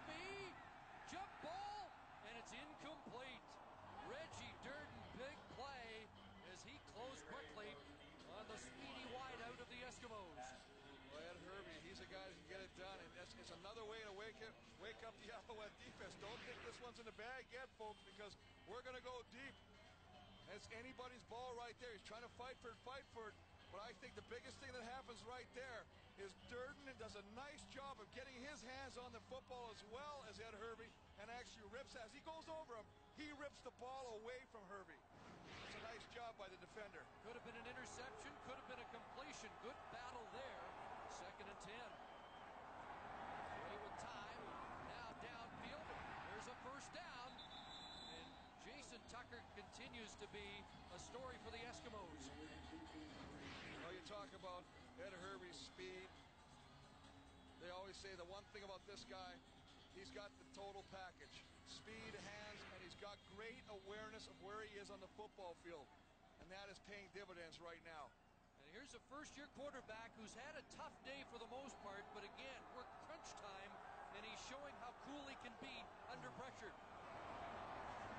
Throwing another one, and a flag down in the Eskimo backfield, incomplete. Well, you hope this, and it's going to be holding. This is a backbreaker because Montreal is only rushing 3. That means you have 5 blockers working against 3 rushers. Inexcusable to take a holding penalty.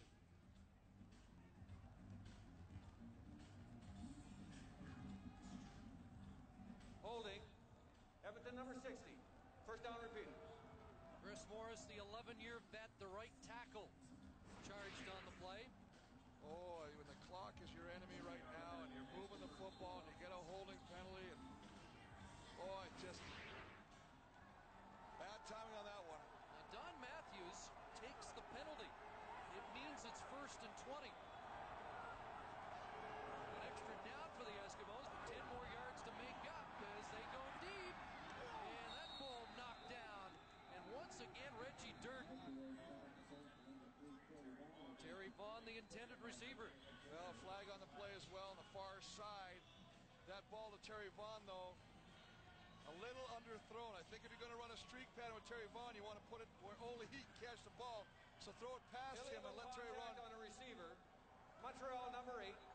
First down repeated. Oh, Reggie Durden making contact on the receiver.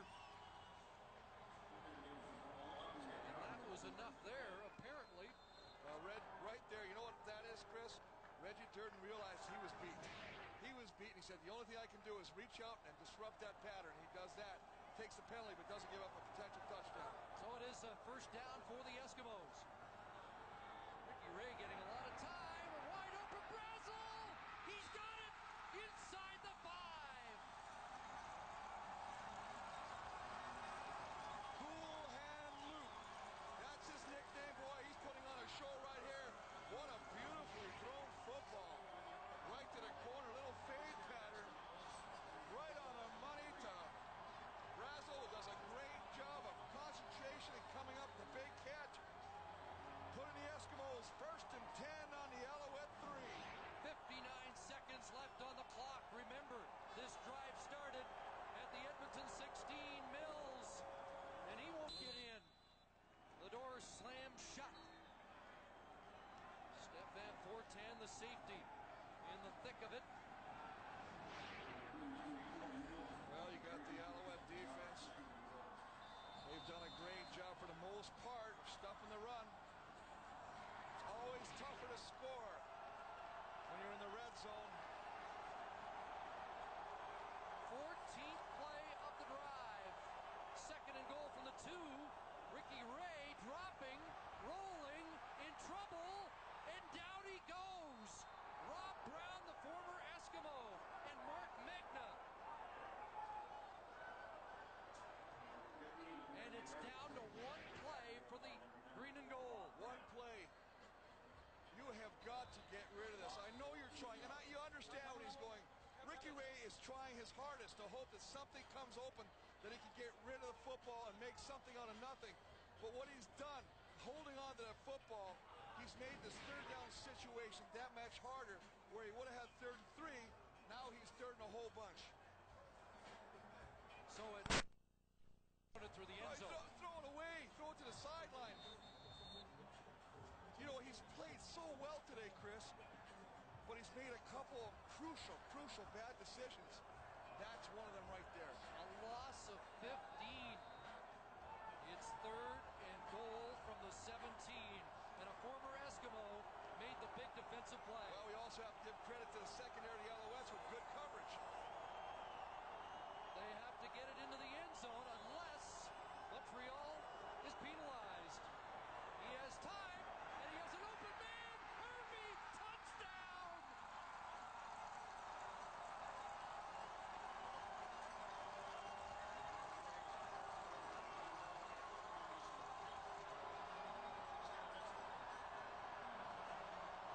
Chris, this is a blown coverage. What a time to make a mistake on the defensive side of the ball. Ed Hervey wide open. No one's got him. Miscommunication between the secondary. Durden running helplessly over there, watching the ball sail softly into Hervey's hands with nothing he can do. And now it comes down to this. A 2-point convert to tie. Ray looking end zone. Vaughn, incomplete. And Montreal with a 2-point lead and 19 seconds left. And Chris, remember 2 years ago, it was a missed 2-point convert that cost the Alouettes a chance to win the Grey Cup. You know what? They tried to get it in the year 2000. Tried to get the 2-point conversion to Haskins. He tripped on the goal line. It fell. BC won the cup. What a great job in this case of Strickland coming, following the very elusive Terry Vaughn, who was there trying to clear it out, get him to the flat. Strickland, nice job of going there. You can see there's head coach Jim Barker jumping up and down, celebrating. Lots of hugs, lots of love in that booth right now. 19 seconds left. 2 points the difference. Let's go back to the decision to go 3rd and 10 when the Eskimos could have tried a 43-yard field goal. That might be the difference in the game. There's 3 decisions. One we can forget about now because Ricky Ray's decision to hold on that ball and get the sack, he amended that by the fact of finding Hervey in the end zone. But you're right. The 3rd down gamble that cost him field position and the one bad throw in the first half when Ricky Ray did that forced pass and he got the ball intercepted. But I really think that is the key, especially in the second half. You can't really worry about what you did in the first half, but the field position right there, that may come back to haunt them. It's not done. 19 seconds left. The hands team on for the Eskimos. Trying to get the ball back, but Ray successful to get it.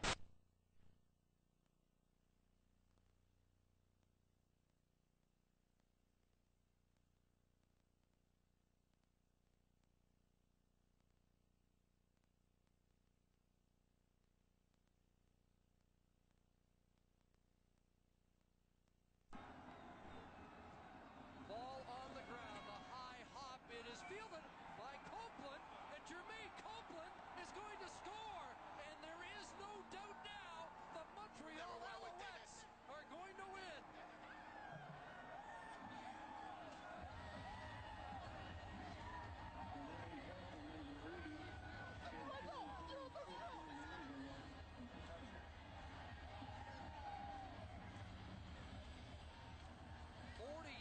Yard kick return by Jermaine Copeland to nail it down. Well, when you're going to kick the onside kick, the team that is receiving it is called the hands team. A lot of celebration going on in Montreal, but the hands team is made up of your best receivers.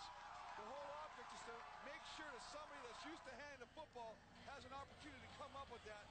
Well, he takes it a step further. Not only does he come up with the catch or the bouncing ball that Fleming tries to kick, but takes it all the way back 47 yards for a touchdown, Chris, to seal this game. A dozen seconds left on the clock. And the years of frustration and close calls in Montreal are over.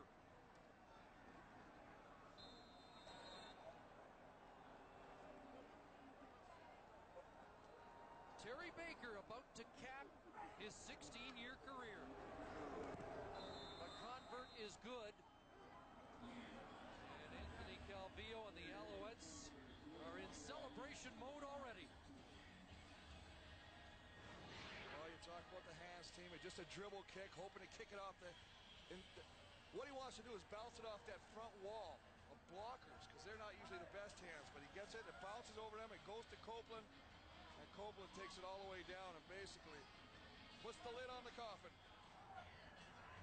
Montreal will win this game, tied for the fewest first downs in Grey Cup history. Only 7, but Jim Barker won't quibble. As the offensive coordinator celebrates with Ted Gill we gotta in get this charge game finished. Let's go. of the defense. Come on, back it up. Let's go. Hey, listen. Well, a hard-fought game by both teams.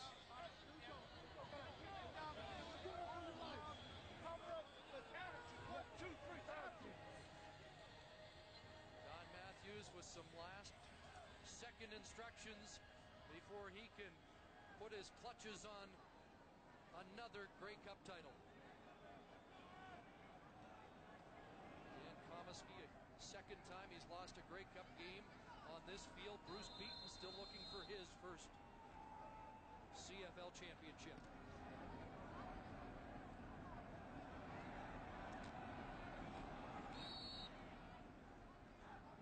Troy Mills with the return. Now one last play. John Avery, the hamstring or the field, whatever, did not allow him to be a factor today. Well, but they also got great production out of Troy Mills, the man they brought in to replace him in that situation. But you got to feel for some guys. Leo Groenewegen, 16th year, and here he is, second crack at the Grey Cup, and to come so close, they have it slip away.